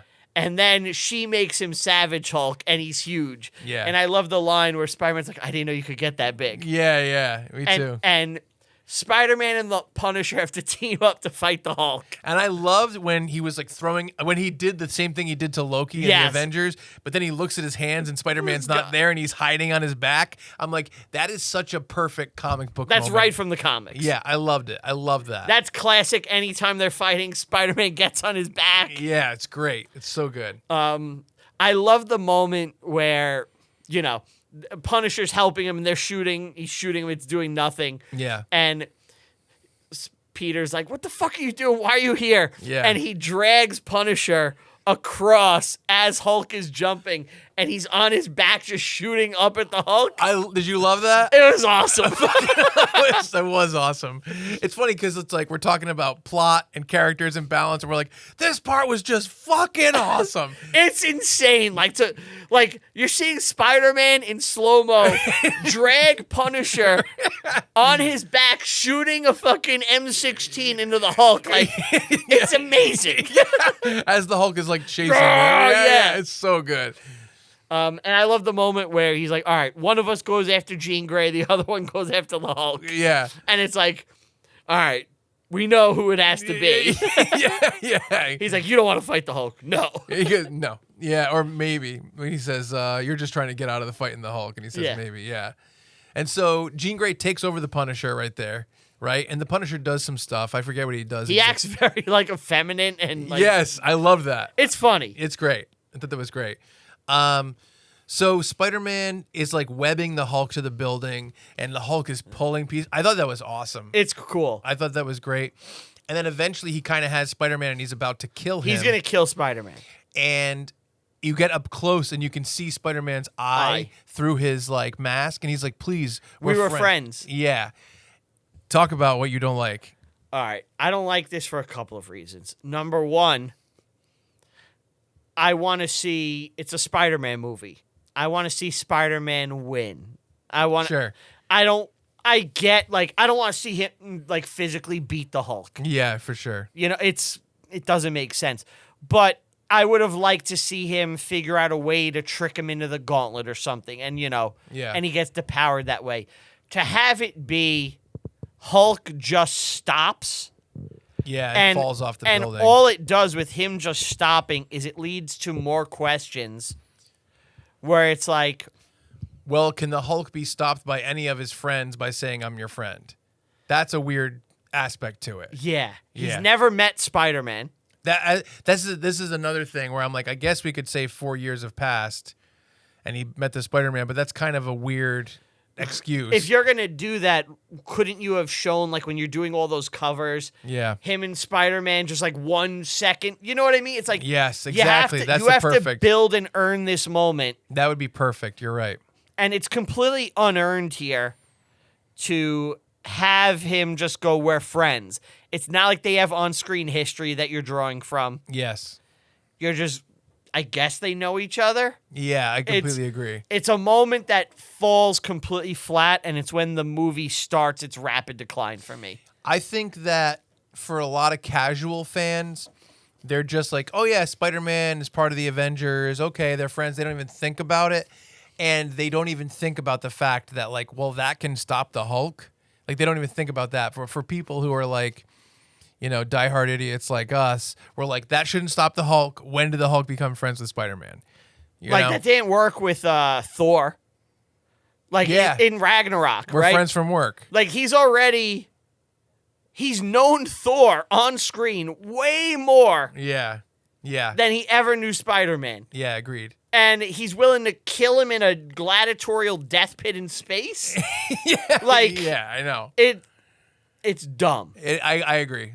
And, like, I also think you undercut your hero here by having him not succeed in any way. He only succeeds because Hulk is like, I guess I'm just going to stop for some reason. Do you think so? What happens during it is Spider-Man has the inhibitor chip and he tries to put it on Hulk's back, and it doesn't work because Hulk's skin is too thick. Do you think they could have made him put it somewhere else where it worked? Well, if you remember, he had the gauntlet. The Scorpion Gauntlet. He had the depower gauntlet, Hulk's.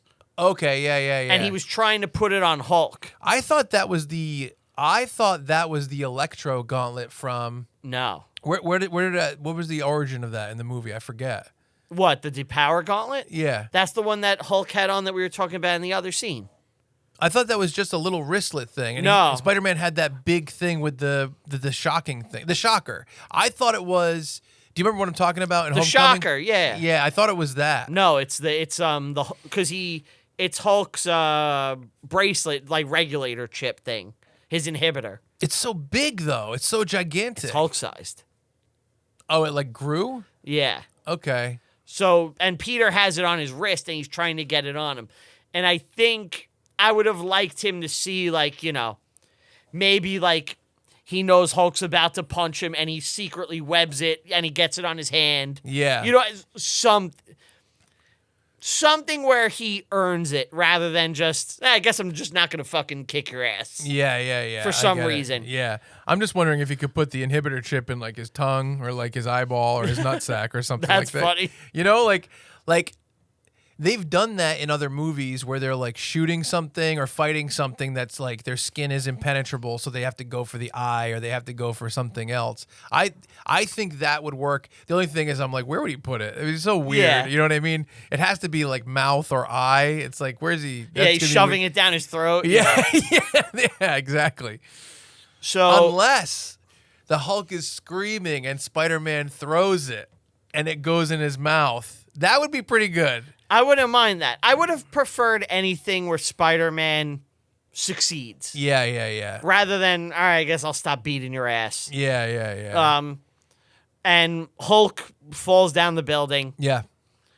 Spider-Man now, well, Jean Grey and Punisher break into the safe where all the damage control people are. Yeah. And Jean Grey is going to kill them. But Spider-Man comes in, gets the inhibitor on him, which cuts her powers. Yeah. Snaps Frank out of it. Mm-hmm. And is that where she says Sarah? Something like that. Yeah. Like, where's Sarah? Or something. I think she just says Sarah. It's weird. Maybe. And the whole time they've all been looking for VMAX. So Jean Grey is looking for VMAX. And Spider-Man knows this, and he's like, what's VMAX? What's VMAX? He talks to the Department of Damage Control. And he's like, what's VMAX? I thought they knew what it was. And Brad was like, it's going to be... Brad thought it was going to be Phoenix, and that she misheard her or something, which would be weird. But a lot of people thought Venom. Yeah, that makes sense. And I will say, so at this point, you know, Spider-Man has gone online and been like, what's her name? Jean Grey. Once I saw that, I was like, God damn it, this is the worst thing that could have happened. Because, all right, I know I'm going to catch some shit for this, but I got to be honest. I'm at the point where anytime I see a female villain of a movie, it's going to be a problem. What do you mean? Because they're not going to let especially a female and female, they'll have a fight. Yeah. And they'll have a conclusion. They're not going to have a male character beat a female villain in a physical one-on-one fight where it's a satisfying victory. I can agree with that. I think they wouldn't do that. So it's like, and this is the past couple of years, anytime there's a female villain, the way they get beat is they're talked down or they just stop. Mm-hmm. It's like, think of Multiverse of Madness. How do they stop Wanda? They get an alternate Wanda to come and stop Wanda. Yeah. Rather than Doctor Strange. And it's like... I hear you. I agree with you in terms of, like, I think that they're not going to let that happen in a story. Yeah. Especially in a movie that big, I guess I should say. So it's like, right away, I'm like, you're doing Jean Grey. She's a chick. So, like, if it's Wolverine, they'll let Spider-Man fight Wolverine. You know what I mean? It's all right, so he's not going to fight Jean Grey. Yeah. She's also an X-Man.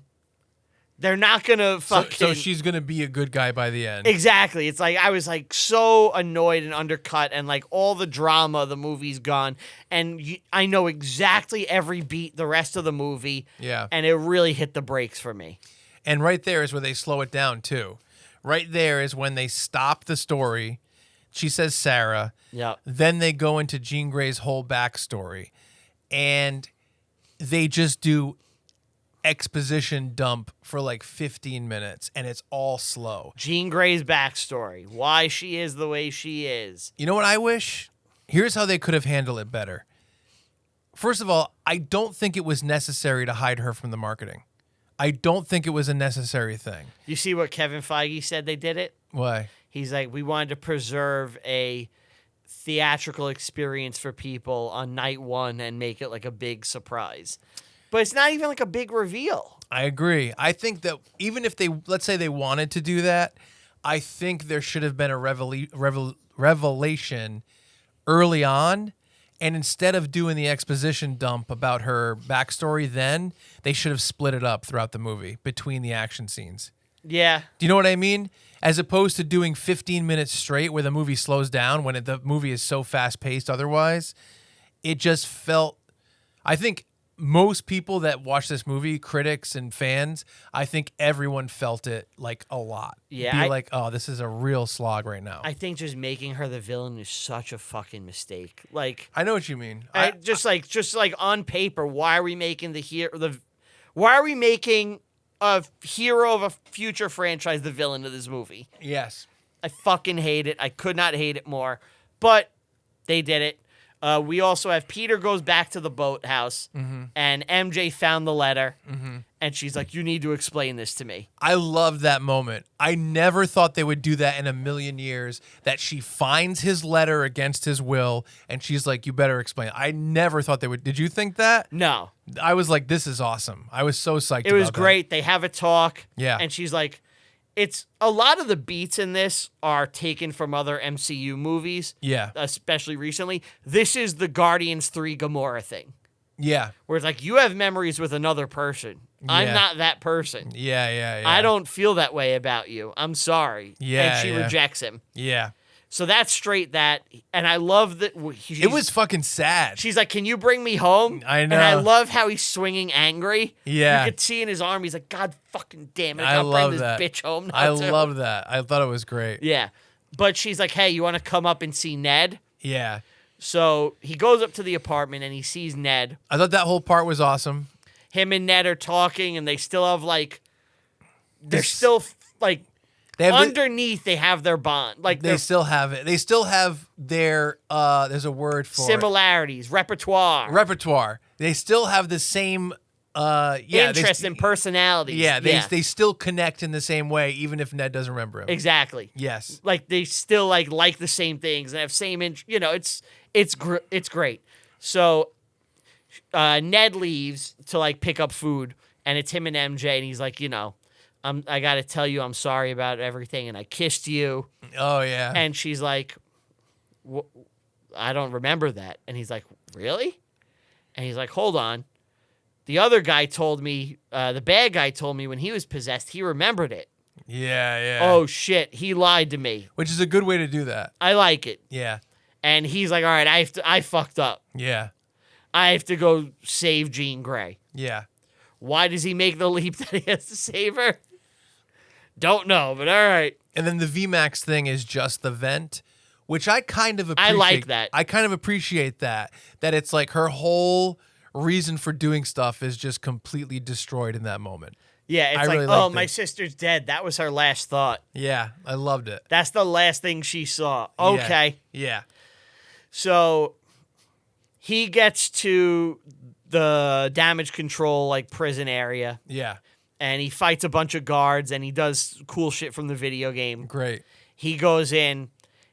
She accesses extra Phoenix powers and basically freezes everybody up to a certain point in Manhattan. Yeah, like a radius. Inside the thing, she possesses the hand, and That fight scene was fucking amazing. Spider-Man has to fight the hand. Yeah, and they all act as one, where they're jumping off each other. Yes. That part was fucking awesome. It's cool. Basically that part is used to also be like he has control of his new level of powers when his eyes turn Well, black. after. So Right, okay. So she has control of everybody, and damage control. She's like, they were developing weapons for you, and they have these new weapons which make his webs useless. His web shooters. Yeah. And he gets stabbed, and he's on his knees, and it's like he's gonna lose. He's not powered, and she's like, "Are you the spider or the man? Yeah. What are you?"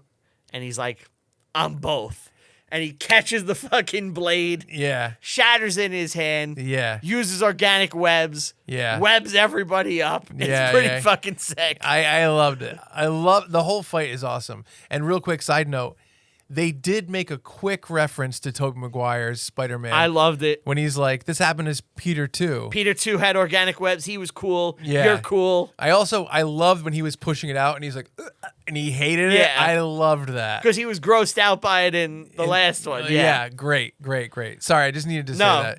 So he goes through the door. Yeah. And he gets to Jean Grey. Yeah. And has glass like aimed at Bill. Yeah. She's gonna kill him. The head of the Department Punisher of Damage sees Control. what's happening, goes up to a rooftop, gets a 50 cal sniper. Which, do you know what a 50 cal is used for? No. It's for shooting tanks and jets. Yeah, that's what I thought. Because I've seen some people online be like, "Why would a bullet take out Spider-Man?" Like, it's not just any bullet. It's like this is a bullet that like would piss off the Hulk. And also, I will say, Spider-Man can be killed by bullets He can, for sure. but people are like, I get it. yeah. I get He's it. not a bulletproof character, but they're like, why would it like be so bad? Yeah. Because it's a fucking tank shell, basically. Yeah. So Punisher goes to shoot Jean Grey. Punisher goes to shoot Jean Grey. I guess before he does that, Jean Grey does go into Spider-Man's mind. Well, now she's like, what? You think I can't get in your mind? He's like, do it. Yeah. And she goes in his mind. This is such a classic Spider-Man style beat Yeah. where he shows her his life and great power and great responsibility. And he has the mirror of like Aunt May is talking to her, and it's the exact same message Yes. she needs to hear. I thought that was awesome. It was good. Yeah. It's also directly from Thunderbolts. Oh really? Oh yeah, I guess It's so. like the last beat of Thunderbolts, Yeah. the third act. Yeah. Where it's like inside the head and its trauma and everything. Yeah. Jean Grey stands down. Well, actually, she doesn't stand down. The Punisher's bullet is coming. Yeah. Spider-Man jumps in front, takes the bullet Yeah. for her, Yeah. which then makes her drop everything. Yeah. She keeps Peter alive by breathing for him while he's shot. Which I thought was awesome. Yeah. was Punisher rushes him to the hospital. I love that part too. With Punisher running through with Spider-Man in his arms. They cut more scenes from here. No. So they cut a scene with Rosario Dawson playing her character from the Netflix series, Wow. The Night Nurse, Yeah. because they explain why no one knows it's Peter Parker. And her and Punisher work to conceal his identity. Yeah. And they have like a whole thing about it where they cut those scenes. That's cool. Probably because the movie was already 2.5 hours exactly. long. And they're like, we're introducing another character. Yeah. So I don't think you need it. I know a lot Yeah. of people are nitpicking it, but whatever. Do a director's cut in like 6 months, make another billion. And Yeah. So, sorry. Where was Punisher runs him in. Punisher runs him in. He heals. And Punisher's like, you're a nice-looking kid. You look like a nice guy. Yeah, We're friends. Yeah. When Punisher kind of cries and Peter keeps pointing it out, I loved that moment. It's funny. I loved it. Well, I love that the Punisher has more humanity than you would expect. This Punisher is always fucking crying. I think He doesn't cry. he cries every time I see this motherfucker. He cried once for 2 seconds. He cried in this. He cried in the last thing. Oh, that's different. That's a different cry. He's always weeping. His Punisher skull needs pussy tears coming out of it. You're wrong. You know what Bernthal said?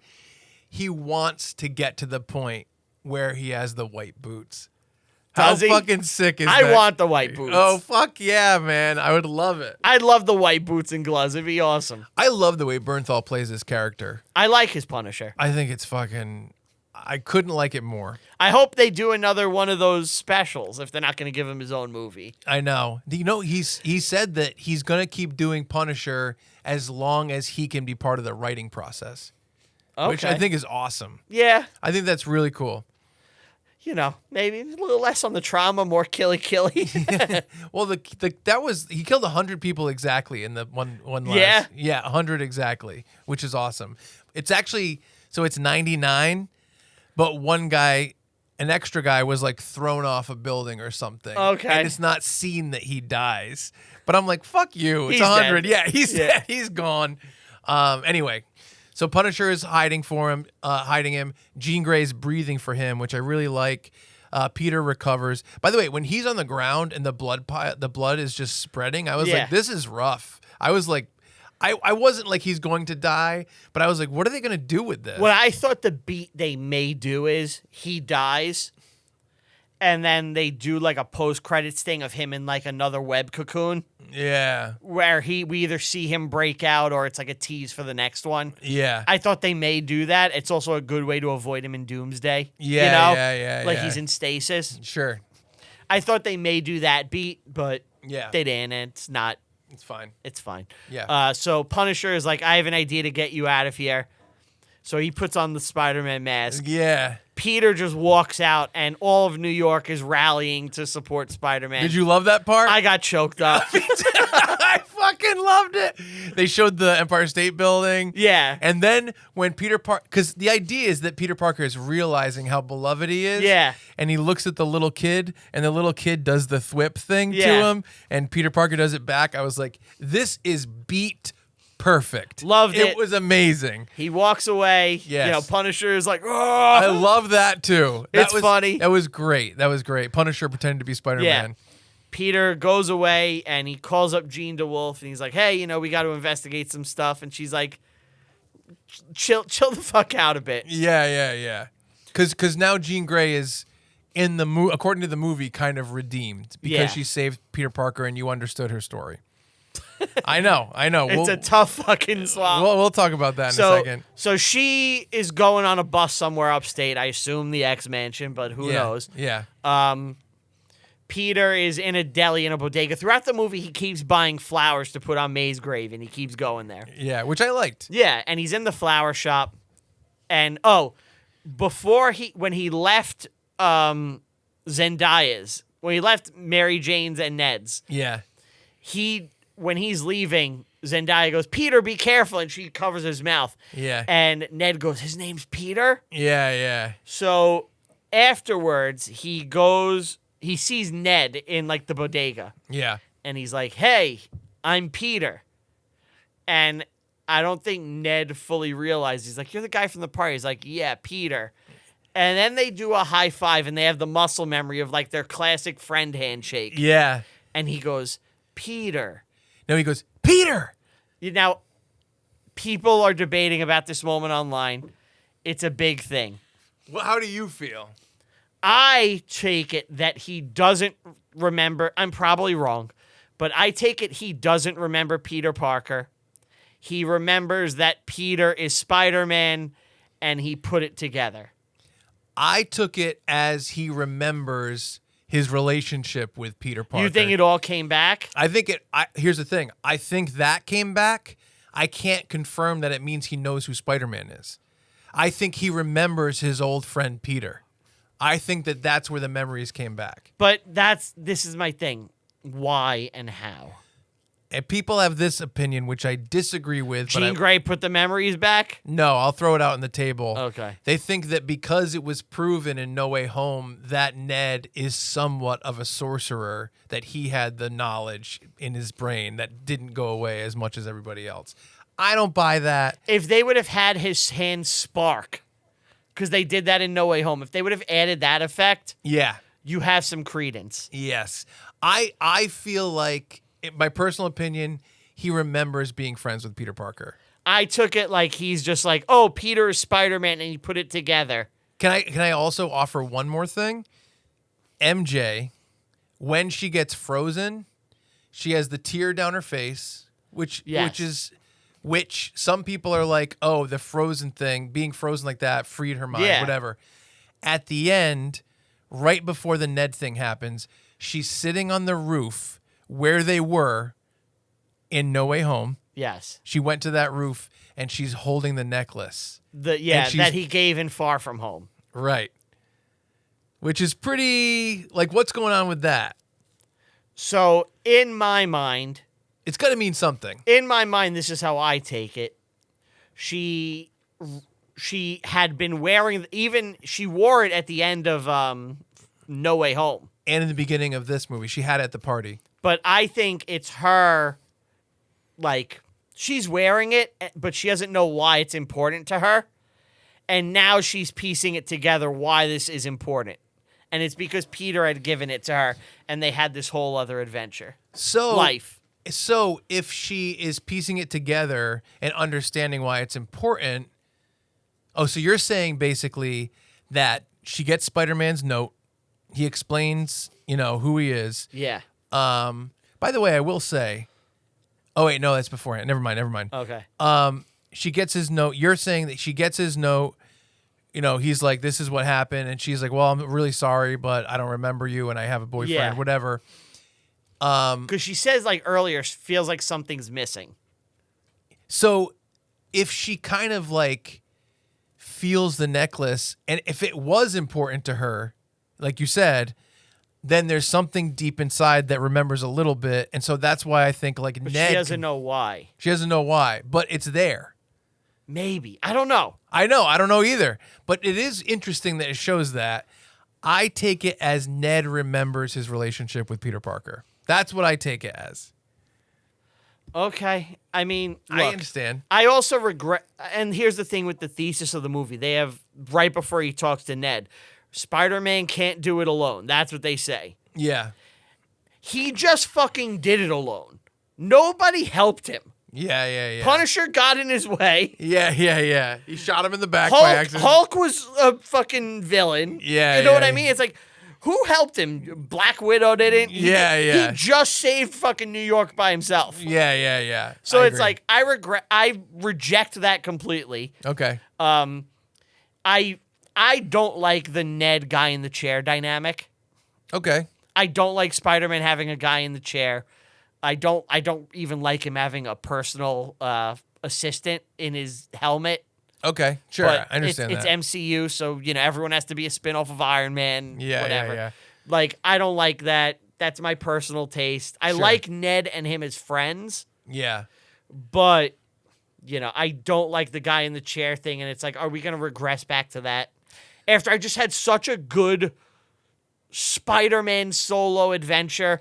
Am I going to now in the next movie have him constantly relying on Ned? Ned, tell me where to go for the, you know what I mean? And I don't think they're gonna, just because of the way that I think that they work, I don't think they're just gonna revert to the exact same relationships. I mean, maybe Zendaya and Spider-Man will end up together somehow, but I don't think all the relationships are gonna be identical to the way they were in the first couple movies. I don't know. This is the way I look at at Marvel, I think that they would want to progress that in some way.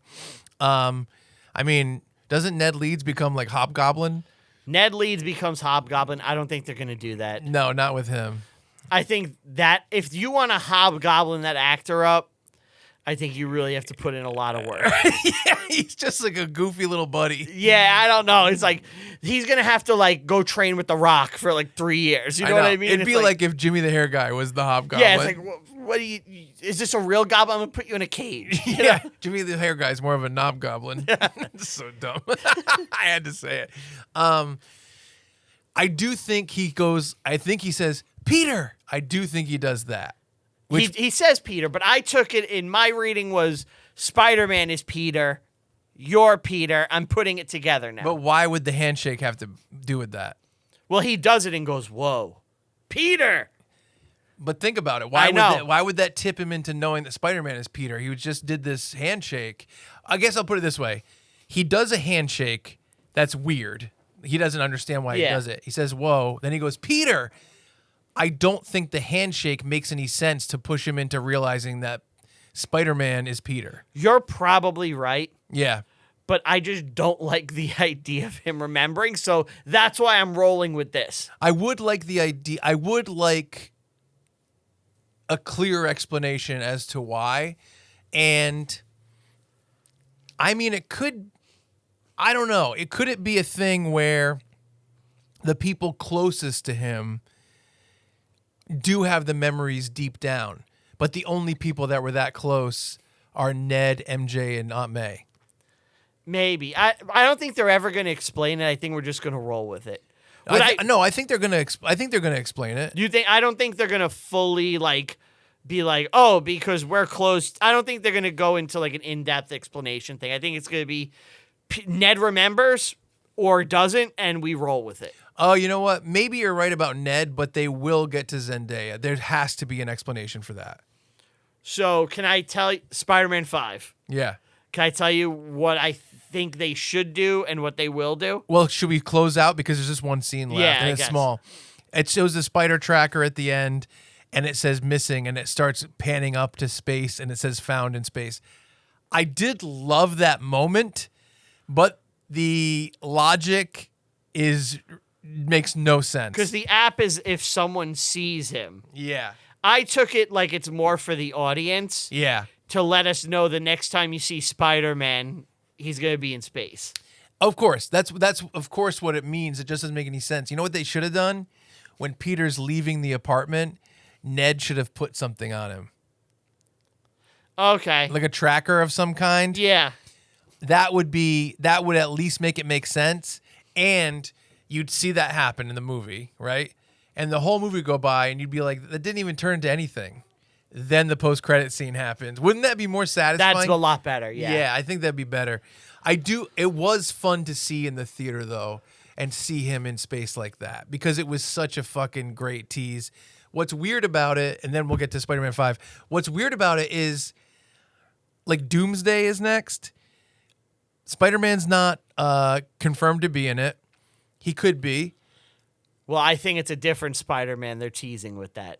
I thought what I was going to say is like Doomsday doesn't take place in space, I don't think. I think that's Tobey Maguire. You think so? I think that's teasing Tobey Maguire because the other Spider-Man logo doesn't disappear. It just pans up and then that other one appears, which to me is incursion between Spider-Man's world and X-Men world in space. Okay. All right, maybe. That's how I took it. Yeah, I get it. I just think it's Tom Holland, Spider-Man is in space, and I don't know why. He might not be in Doomsday, and this is for Secret Wars. Yeah. It could be. It could be that, you know? But I took it as it's Toby. Okay. In Doomsday, but we'll see. Yeah. All right, Spider-Man 5. Yeah. When does this take place? After Secret Wars? I think you have to set it after Secret Wars, right? Me too. I think they're going to do symbiote in Secret Wars, by the way. That's what I think too. I think he's going to get the symbiote costume, come back and wear it in Spider-Man 5. Okay. And that'll be the big hook. Yeah. I don't think we're going to see Venom, though, but I do think he's going to be symbiote Spider-Man most of the movie. Okay. I think that Black Cat is going to be a villain. Okay. And I think that he is going to kind of ride that lightning between wanting to be with Black Cat because he's going to move on from MJ. Yeah. But MJ is going to know and want him as he's going with Black Cat. By the way, if you want to make $3 billion, you cast Sydney Sweeney as Black Cat. Yeah. Number one is obviously she's hot with giant boobs. Yeah. The other thing is that supposedly her and Zendaya don't actually like each other. Oh, really? That's like what I've heard, like from Euphoria, the Euphoria set. They don't like each other. So I think that also adds an element of friction there that would work so well between MJ and Black Cat. I think you create a love triangle there. Yeah. I think you either use Sin Eater or someone else, maybe Mr. Negative, and you have to kill Jean DeWolf as like the big stakes. I see. At the end, you have him give up the symbiote, and he gets back with MJ at the end of 5, setting up 6. That's what I think. But I definitely think you got to do the love triangle next, because we haven't seen this. Peter has been alone and isolated for 4 years. Yeah. MJ basically told him to move on. Yeah. The great irony would be he's with someone now. And she remembers. And she remembers, and it's too late. Yes. I think it's great love triangle shit. Yeah, that's good. Who did Sydney Sweeney play in Madam Web? She was a character. She was. She was like, I don't know if it was Spider-Woman. In Madam Web, for people who haven't seen it, the lucky people, basically there's 3 girls, and this villain is like, I've seen into the future, and these 3 girls kill me, so I'm going to kill these 3 girls. And Madam Web is basically trying to protect the 3 girls, Sydney Sweeney being one, and there is one shot of the 3 girls as Spider-Man characters from the future. Okay. She plays Julia Carpenter. Who is? Spider-Woman. Spider-Woman. Who do the other girls play? The other girls are obviously Madam Web. Madam Web. Anya Corazon. Who is that? She, I forget her. She's Spider Lady. She's a spider something. Then there's a Spider-Woman. Yeah. Let's see. Hold on. Yeah. Anya is Arana, which is Spanish for spider. Okay. That's why I didn't remember. Maddie Franklin is another Spider-Woman. That's a different one. So weak. Madam Web is such a bizarre project. You saw it, right? I didn't see it. Dude, it's fun as hell because here's what I think. You know how people are always like, so bad it's good, so bad it's good. I think 0.1% of bad movies are so bad they're good. Obviously Troll 2, obviously The Room. Yeah. Madam Web is so bad it's good. I think it's the only Marvel movie that I haven't seen. We should watch it. It's I would. Do you know that the villain, the bad guy, overdubbed every one of his lines so it never looks right when he talks? Did you know that? No, that's funny. It's though. fucking crazy. The movie is, Adam Scott is Uncle Ben? That I did know. The movie is bananas. You know what Natalie says? She says that's cuckoo bananas. She says it all the time, which is such a bizarre catchphrase. But yeah, Madam Web is worth a watch because of how bad it is. Would you not cast Sydney Sweeney as Black Cat because of it? No, I think that it's funny because ultimately I think that Marvel would mostly stay away from those characters. The SSU, the Sony shit universe. Yeah. The actors, I mean, but I do think for such a small, like, not only is the movie not really about Sydney Sweeney, like, I think a lot of people, if you were like, Sydney Sweeney's in Madam Web, I think they wouldn't know that. Also, the shot of her being Spider-Woman is like 5 seconds long. You know what I mean? She's not a real character in the movie. She's just a partying teen. Like, they go to if they go to a diner, they meet these guys, they're dancing on the table with these guys. It's bananas. The movie is bananas. It's like There's a part where it's like, oh, we can't be together. If they're together, then the guy can track us. And then they go to a diner together and they're dancing on a table and the guy shows up and I'm like, what the fuck is this? What is this? It's so fucking stupid. It's great. It's great. So I will say Marvel has a history of not caring about double dipping. Yeah. It's like they'll use Chris Evans again, you know. Yeah. They've done it here and there, so I feel like she's a big enough star where Yeah. I'm like, they're like, if we can get her in that Black Cat costume and make it look like Black Cat, could make a fucking, you know. You don't think they would go Gwen Stacy, or that too recent? I think if you wanted, I think Gwen is only, if they do Gwen, they're just going to make her Ghost Spider. And I don't even know about Ghost Spider. you know that there's a Gwen Stacy Spider Gwen? I know Spider Gwen. Yes. Sorry. Her official name is, because she can't go around like, you know, I'm Spider Gwen. Yeah. So it's Ghost Spider. I will say I don't think they're going to do Spider Gwen anytime in the next, 8 years. I don't think they'll bring it in. I think it would be very ill-advised to do it. Miles Morales is coming. Do you know that Kevin Feige said it? Yeah, they keep threatening that. He said, I know exactly when Miles Morales is coming. I know they're going to do it. Yeah, they're going to do it. That's when Bye, it was fun. I loved you, MCU. We had a good run. Oh, please. I like Peter. That's my guy. I like him too, but I think that they can work together. No, it doesn't work. I think what about the 3 Spider-Men? That was like a one-off, one-time freak thing. I think they're going to do it again. The purpose of Miles is just to take the shine of Peter.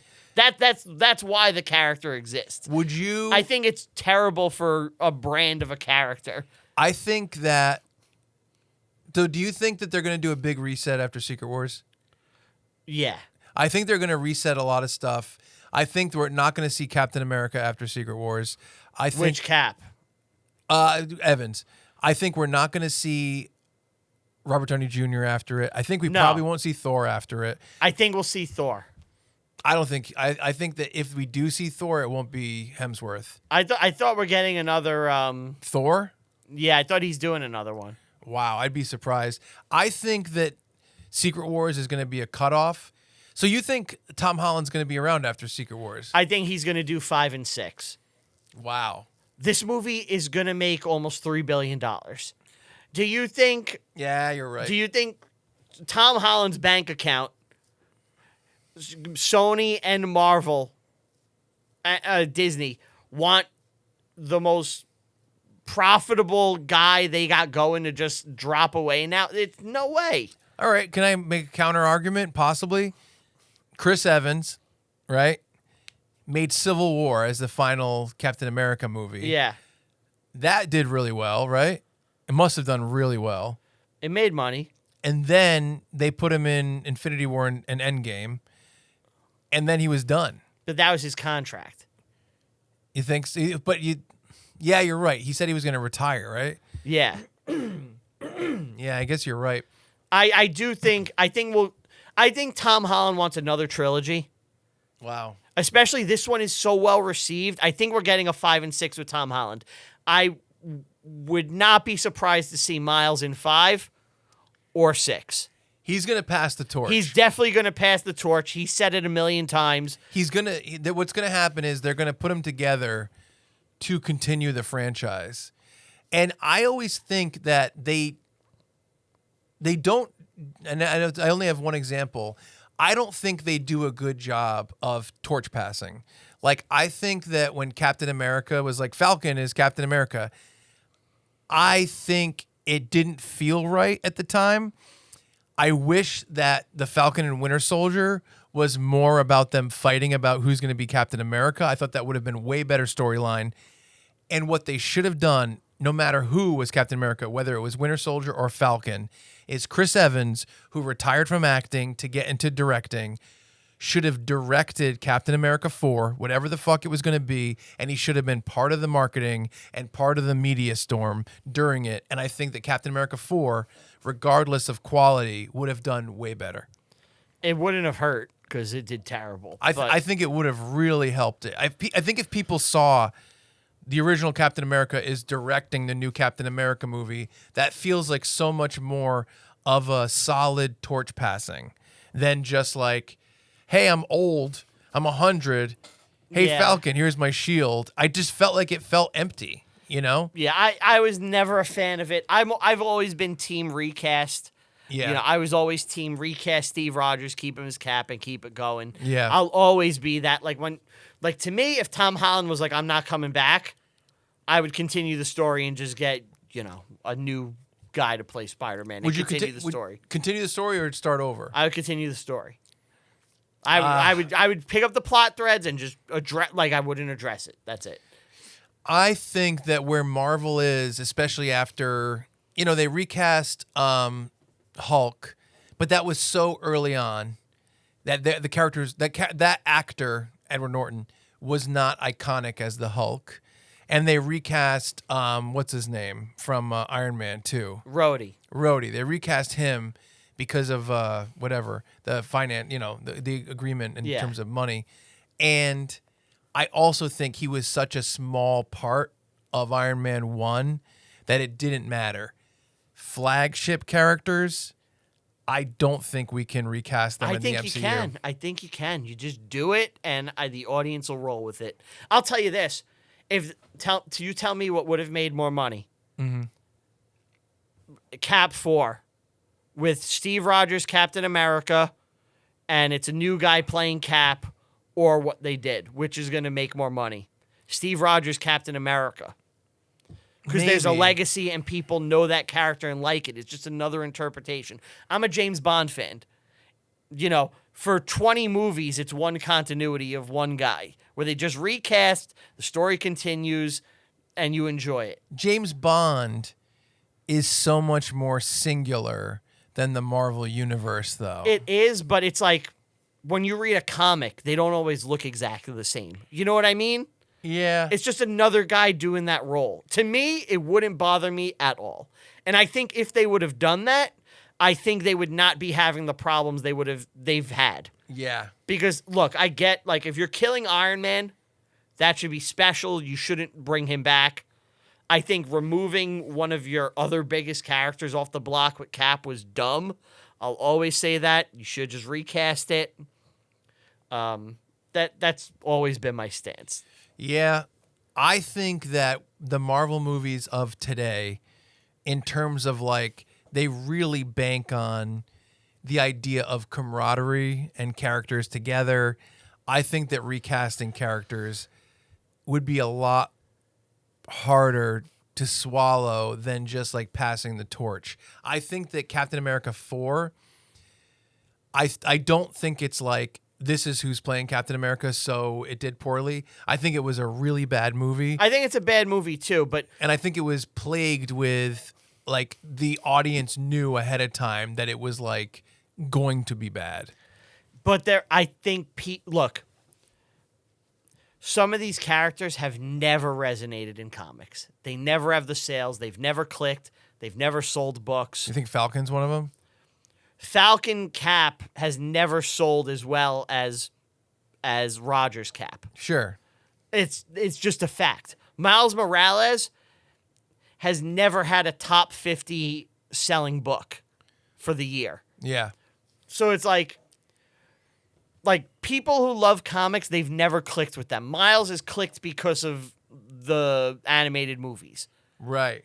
You know, that's done a lot of the heavy lifting there. I just think that it's like people want, and it's forced them to try to do more obscure things that have never sold well. Mm-hmm. Like Shang-Chi was not a hot selling book. You know what I mean? It's like they're, rather than just being like, hey, let's just use Steve Rogers. Like we own him. Yeah. I think sidelining characters that people love is bad. Black Panther. I get that he died, which makes it difficult. Yeah. But, like, I don't know. I think that if you used T'Challa, new T'Challa, I think your movie probably would have been better received than with Shuri. How about you? How do you feel about Black Panther 3 with his son being grown up and taking up the mantle? I think that's smarter. than just recasting Black Panther. Black Panther. Because they already killed him in the story, they have no choice now. Yeah. But don't you think, I mean, obviously he's dead, but do you think that's to me, that's a better way to, it's so tough. I know what you're saying. I know what you're talking about.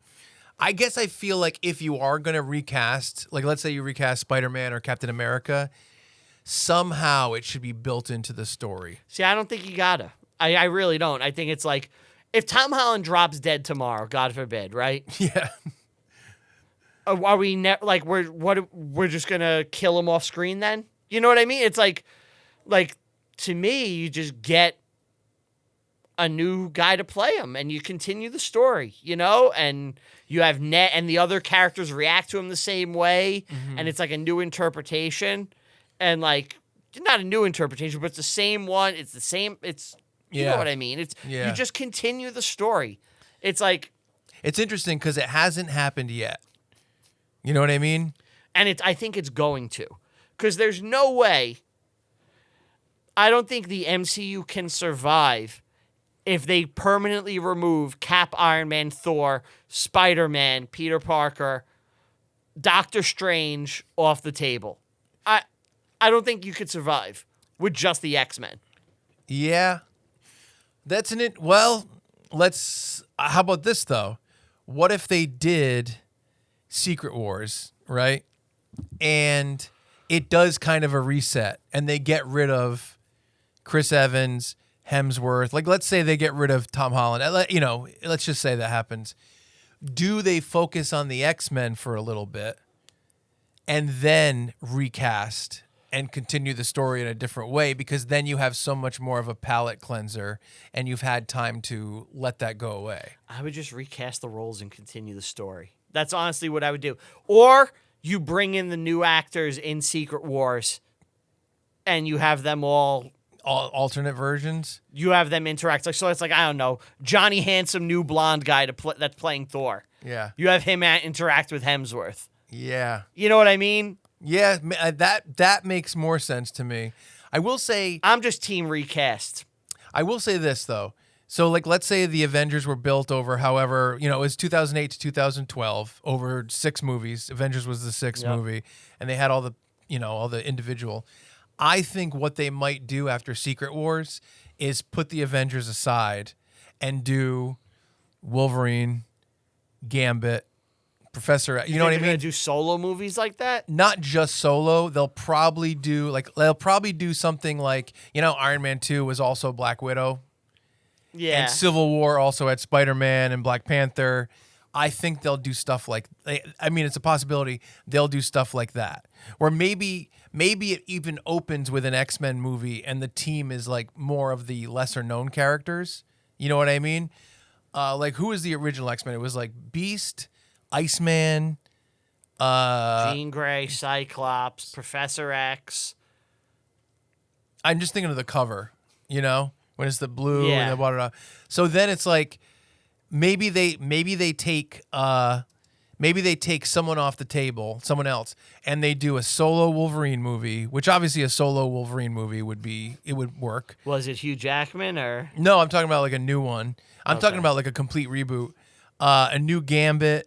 Maybe there's more Deadpool to bring people in, and they're doing a third one, aren't they? A fourth one. Sorry. Deadpool. They haven't really confirmed it, but Ryan Reynolds did say Deadpool will be back. Okay. But we don't know if that means in a team up or an X-Men, whatever. What I would love is a fucking X-Force movie, a real one, with Deadpool, Wolverine, Psylocke, and Phantom X. And I want them to do the Apocalypse storyline. You know about that one? Which one is that? So they have an X-Force story. Oh, with the baby, right? Baby Apocalypse, and everyone's like, they're all trying to get there, and the whole time they're like, I'm not going to kill him. Like, who's going to kill him? Which I love. And I even love the idea that they're raising him exactly the same as the original Apocalypse to recreate him. Fucking awesome. But I think they could say, let's take the Avengers off the table, because the X-Men, like Wolverine, is as famous as Captain America. Before the MCU, the big 3 of Marvel was Spider-Man, Hulk, Wolverine. Yes, that's what I think.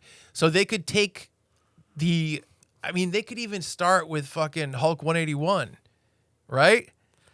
and It'd make be it cool. and, you know what I mean? And I think that it might be smart to do Secret Wars, reset, Avengers off the table for a little bit, focus on X-Men for 5 years, 6 years, then bring the Avengers into it, and it could be recast then because it would be such a palate cleanser. Man, I just think it's going to be rough to take 'em chill off the out your table. most popular characters. Look, I would just if Chris Hemsworth doesn't want to come back, I would just get a new Thor. Yeah. You know?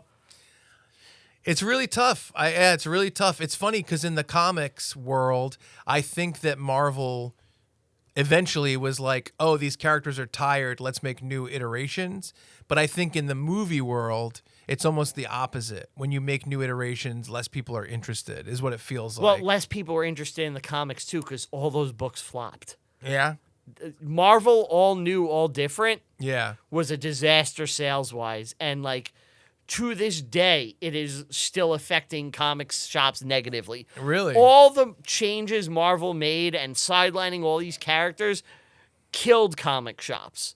Like, the comic book shop I went to on Staten Island partially closed because of Marvel All New, All Different, because people cared about these characters Yeah. and you push them all aside for an all new, all different, Yeah. which is like, I wanted Steve Rogers, Captain America. Yeah. You know yeah, what I yeah. mean? And you did it to every single fucking book. Yeah. Yeah. It's an yeah. issue.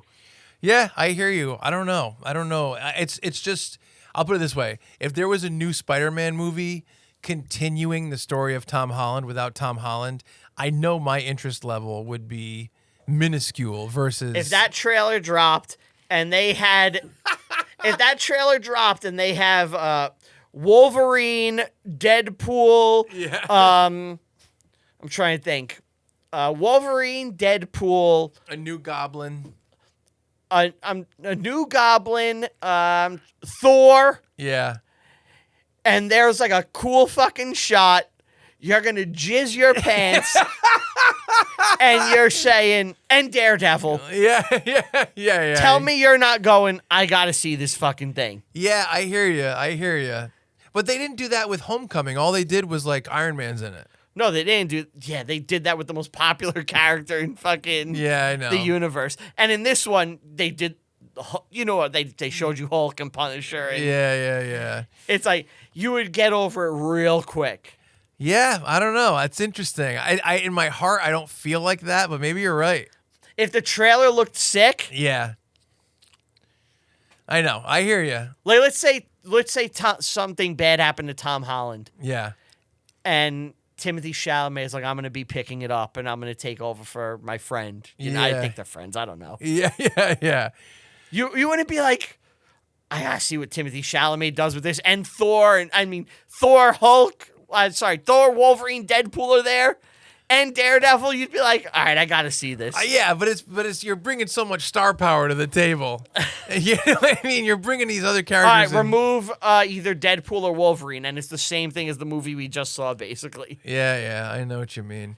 I don't know. I hear you. I think people would get over it. You know? Yeah. Look, it takes 3 movies for people to accept a new James Bond.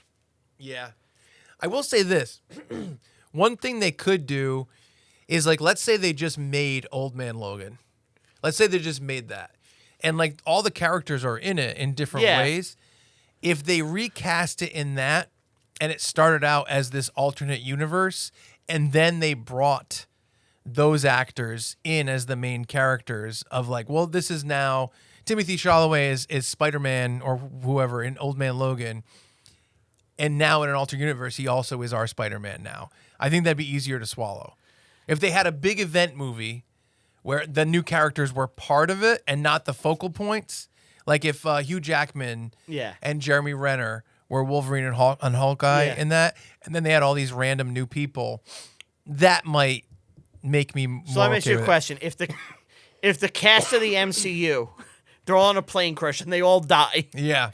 you would want a full universe reboot rather than just picking it up?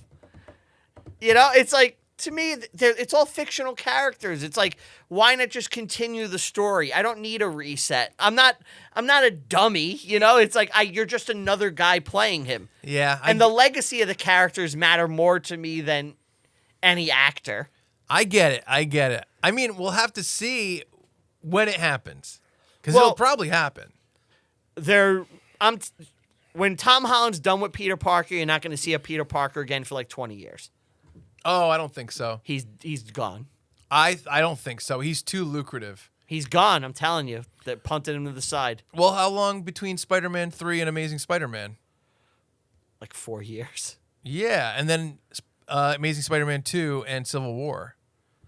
Not that long. I think that's like 3 or 4 years. That's what I'm saying, no, man. it's just going to be Miles. You're not going to see Peter Parker. Maybe. He's done. That's the end of him. Maybe. You will never see another solo Peter Parker movie once Miles is Spider-Man. Once they pass the torch, it's done. Yeah, maybe. I don't know. And for me, that's my guy. So yeah, I hear you. I'm out. I hear you. I don't know. We'll have to see. There's a lot of speculation. It's tough because we don't know what's going to happen. Maybe you're right where they do wipe some of them, and then Hemsworth and this person continue, and half of them don't, and they recast some of them. Maybe that's what'll happen. I don't know. Yeah, I think we'll get a new Steve Rogers. I don't think like they're gonna remove Steve Rogers, Tony Stark, and Hemsworth and Thor from the table forever. They're not going to do that. Yeah. You know? Yeah. No, I know you're right. They're two big guns. I just wonder if like they would wait, or if they would just figure out a way to pass the torch on to someone else. I think that's what Secret Wars is doing. Yeah, I think so too. We'll have to see, but that's my suspicion as well. I mean, they're definitely going to kill all the original X-Men and create their own X-Men. And that's kind of loosely what I think will happen with a lot of the MCU characters. Yeah. But what do you want from Spider-Man 5? Spider-Man 5, I mean, I don't know. I mean, I guess the idea that he's in space is really weird. I guess probably symbiote. That makes the most sense. And I don't want Venom in 5. I want Venom in the next one. In 6, yeah. I don't want him immediately. I think new love interest makes sense. Like I said, I don't think Marvel's just going to go back to the well and do the exact same thing. I don't think MJ's going to remember him and then there are a couple again. I think there's going to be a problem. I think it's going to be a will they, won't they. Yeah, I think that's going to happen. I don't know. Besides that, I mean, like, he never really had an actual Green Goblin. Do you know what I mean? Like, he fought this Green Goblin from another universe for 2 days. Are they going to do it again, though? Green Goblin? Yeah. Maybe they'll do Hobgoblin. Maybe they'll do... That's Ned. I know. Hobgoblin was like 3 different people, though, right? So, I don't know. I mean, if they do Hobgoblin, they're not going to make it Ned. But they could... I'll put it this way. That actually makes a lot of sense to me, is the idea of being like, behind the scenes, them being like, man, we're not going to beat Willem Dafoe's Green Goblin. He came in, he killed Aunt May. We're not going to make another one of him. Hobgoblin is similar enough, and he hasn't ever been touched. Let's make him the villain, and we'll make it one of the other people. And, you know, Spider-Man can have the symbiote. What I'd love to see, you know about the Red Goblin? Yeah. I love the idea of that. That's one of the things that pisses me off. You have to build to that, though. Well, I think they're never going to do it because of the SSU. Yeah. They already dealt with Carnage in the shittiest way ever. Carnage is never going to be part of the MCU. It's highly unlikely unless they give Miles Carnage, because eventually, you know, they're going to have to give him villains. Yeah, maybe. So if you do Venom, you know, it's easy enough to pivot to Carnage for him. I love Carnage is one of my favorites. Yeah, I'm trying to think what villains are really left that we haven't seen. From Spider-Man? From Spider-Man. I would like to see Mr. Negative. I like him. I know a lot of people like him. I don't know him. I do think about the that whole world of goblins. You know what I mean? Like, there's a lot. There's also the Demogoblin. Yeah, there's Jack-O-Lantern, which is basically a goblin, and you know. Yeah, exactly. And there's oh, what's his name? He's Spider-Man with the 8 arms. Doppelganger. And they did Shriek already. But, I mean, yeah. I mean, Doppelganger would be like a C-list, like he beats him up or That's not something. happening. I guess Hobgoblin is on the brain because it's like a Green Goblin substitute. You know what I mean? I think they could make that make sense. And I'm sure that the Hobgoblin storylines are different and there's tons of them. Yeah, there's plenty. I'd love Spider Slayer, Mr. Negative. I'd love to see Craven, you know, but there was a great comic that not a lot of people know about called Amazing Spider-Man and Wolverine, where there's this 2 guys that are traveling through universes and killing all the Spider-Men, and they have this baseball bat that they can kill them with, and they're chasing Spider-Man and Wolverine. Well, I should say Spider-Man and Wolverine are chasing them because they're doing this, and Wolverine gets inserted into Spider-Man's origin, and Spider-Man gets inserted to Wolverine, where Wolverine is the other wrestler in the cage. that's fun. It's fucking really cool, but it's like, I'm sure it's a comic that no one gives a shit about, but I Yeah. read it and I really, really liked it a lot. I mean, my dream would be Maximum Carnage. That's my dream. They're never going to do it. No. It's Carnage. They fucking, the SSU. You ruined so much for me, you pieces of garbage. I don't really care about, could they do Craven? I don't think they would. Not after that, no. Which also removes Rhino and Chameleon. I think they could do Rhino still. Rhino was just like so buried in that movie that they might be able to still do Rhino. Yeah. Paul Giamatti's Rhino was pretty weird. Yeah, it was fun, though. Yeah, it was definitely fun. Doing a comic accurate Rhino seems like a little bit of a task. It's tough. Yeah, that's a tough one. Does Spider-Man share any big villains with Daredevil or Punisher? Kingpin. Don't you think Spider-Man's too powerful? Kingpin only works as a threat for him where he's something like he's the mayor, so he's untouchable. Yeah, exactly. You know what I mean? It's like... Yeah, I don't know. I'd love to see him get the symbiote in Secret Wars and have the symbiote in 5. And by the end of 5, he realizes it's bad. That's what I think. I really want Black Cat love triangle, man. Black Cat would be great, and that's a person that's never been touched. No, completely, like, perfect. Oh, do you know that Anne Hathaway was almost the villain in this movie? Who is she going to be? She was going to be a villain called the Leper Queen. The Leper Queen? Yeah. Like a leprechaun queen? No, like a leper? She's like, her body's falling apart? Yeah, exactly. No, is that true? She has, like, guns and stuff. Leper Queen? Yeah, she's, like, all fucked up and damaged. That's bizarre. Yeah, that was going to be the main villain. Like, instead of Bill Metzger, it was going to be Anne Hathaway as her. Wow. But Anne Hathaway didn't want to do it. She felt like it wasn't a big enough part. But could you imagine if she was in that too, and you have John Bernthal, her, and Tom Holland in the Odyssey and this? Oh, man, that'd be crazy. Zendaya. John Bernthal was in the Odyssey? Yeah, and Zendaya. You got to be kidding me. I had no idea. Yeah, they're in like the 2 biggest fucking movies like ever. Yeah. And they came out on the same weekend, right? Or Odyssey came out the week before? Odyssey came out 2 weeks before. Wow. I think it's in its 3rd weekend. That's crazy. You know this movie is getting an IMAX release this weekend, right? Spider-Man? Yeah. That's cool. Do you know that Spider-Man, that Tom Holland is in the top 4 biggest weekends of all time? Yes. It's crazy. Because Spider-Man's there. Yeah, exactly. But yeah, man. So this was originally... So overall, what do you think? For Spider-Man 5? Yeah. I think, like I said, I think symbiote, is the best idea. I don't know what you go with for a villain, but I think Hobgoblin could be really cool as a substitute for Green Goblin. And the thing is, not like a lot of this audience is not comic book readers. So if they just sell the Hobgoblin is Peter's biggest foe, then people will just be like, okay, you know what I mean? People will buy it. They could even, if you want to keep it a mystery, maybe you get a heavier guy so people think it might be Ned. Yeah, you build the mystery. Yeah. I think Black Cat is perfect too. I think that's great. I really do think that's the way to go, just looking at like the biggest names. Yeah. Like I'm just looking through like Spider-Man's rogue gallery, and basically the first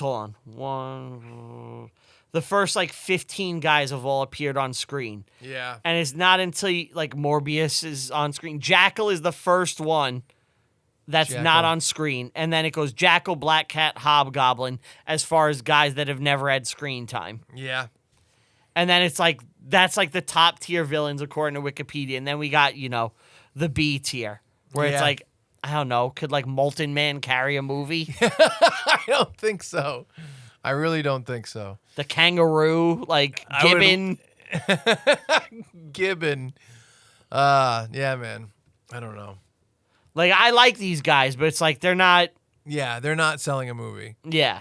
No, They're agree. the guys that Spider-Man beats in the montage. Yeah. Or, I mean, in this one, the bad guy was Jean Grey. So it's like, do you need a Spider-Man villain, or can you pull a different person from another, the world? You could, You know what I mean? but I don't know.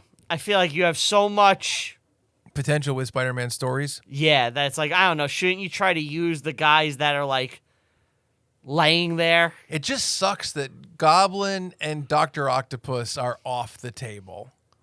That sucks. It's You know what a I problem. mean? It's a real problem.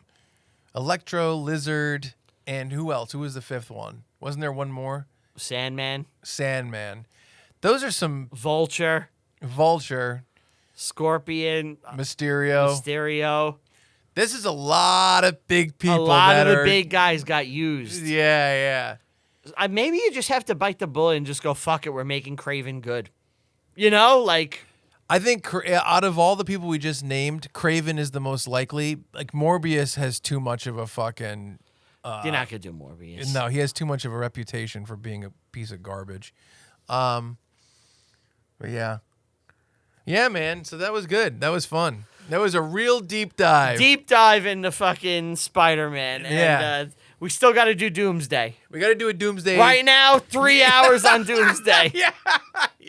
It's here- 1 a.m. We're going to be here till 4 in the morning. I would do it, but we have to think of our ideas. Yeah. Yeah, man. That was great. It That was really fun. awesome. Yeah. Well, thanks, guys, for joining us. Thank you, Tell 'em Steve, Dave, Brywalt, Q, Lance Record down in the studio. Guys, I said it earlier, my podcast is Reviewing History. We go through historical movies. We talk about what's real and fake in them as we make jokes. Chuck's been on a bunch. If you're a Tell 'em Steve, Dave fan, a lot of Tell 'em Steve Dave a lot of Tell 'em alumni. Steve, Dave have been on. If you listen to Tuesdays or Stories, Mark's been on. Yep. It's a fun time. Check out Reviewing History anywhere you get your pods. Definitely. We have Patreon stuff, patreon.com/reviewing history. Chuck's on some shows on the Patreon. Jimmy the Hair Guy versus the World. Yeah. He's on the new one, which is going to drop in a couple of hours that I have to finish editing. Keep or Kill, Rerolling History. Yeah. So Lot there of you stuff. go. Good, man. Yeah, and so we'll be back with another Popcorn Kernels. The next one will probably be the Doomsday preview episode. But yeah, this is fun. I'm glad we get to do Popcorn Kernels. I hope people enjoyed a 3-hour deep dive into Spider-Man Brand New Day. Dismissed!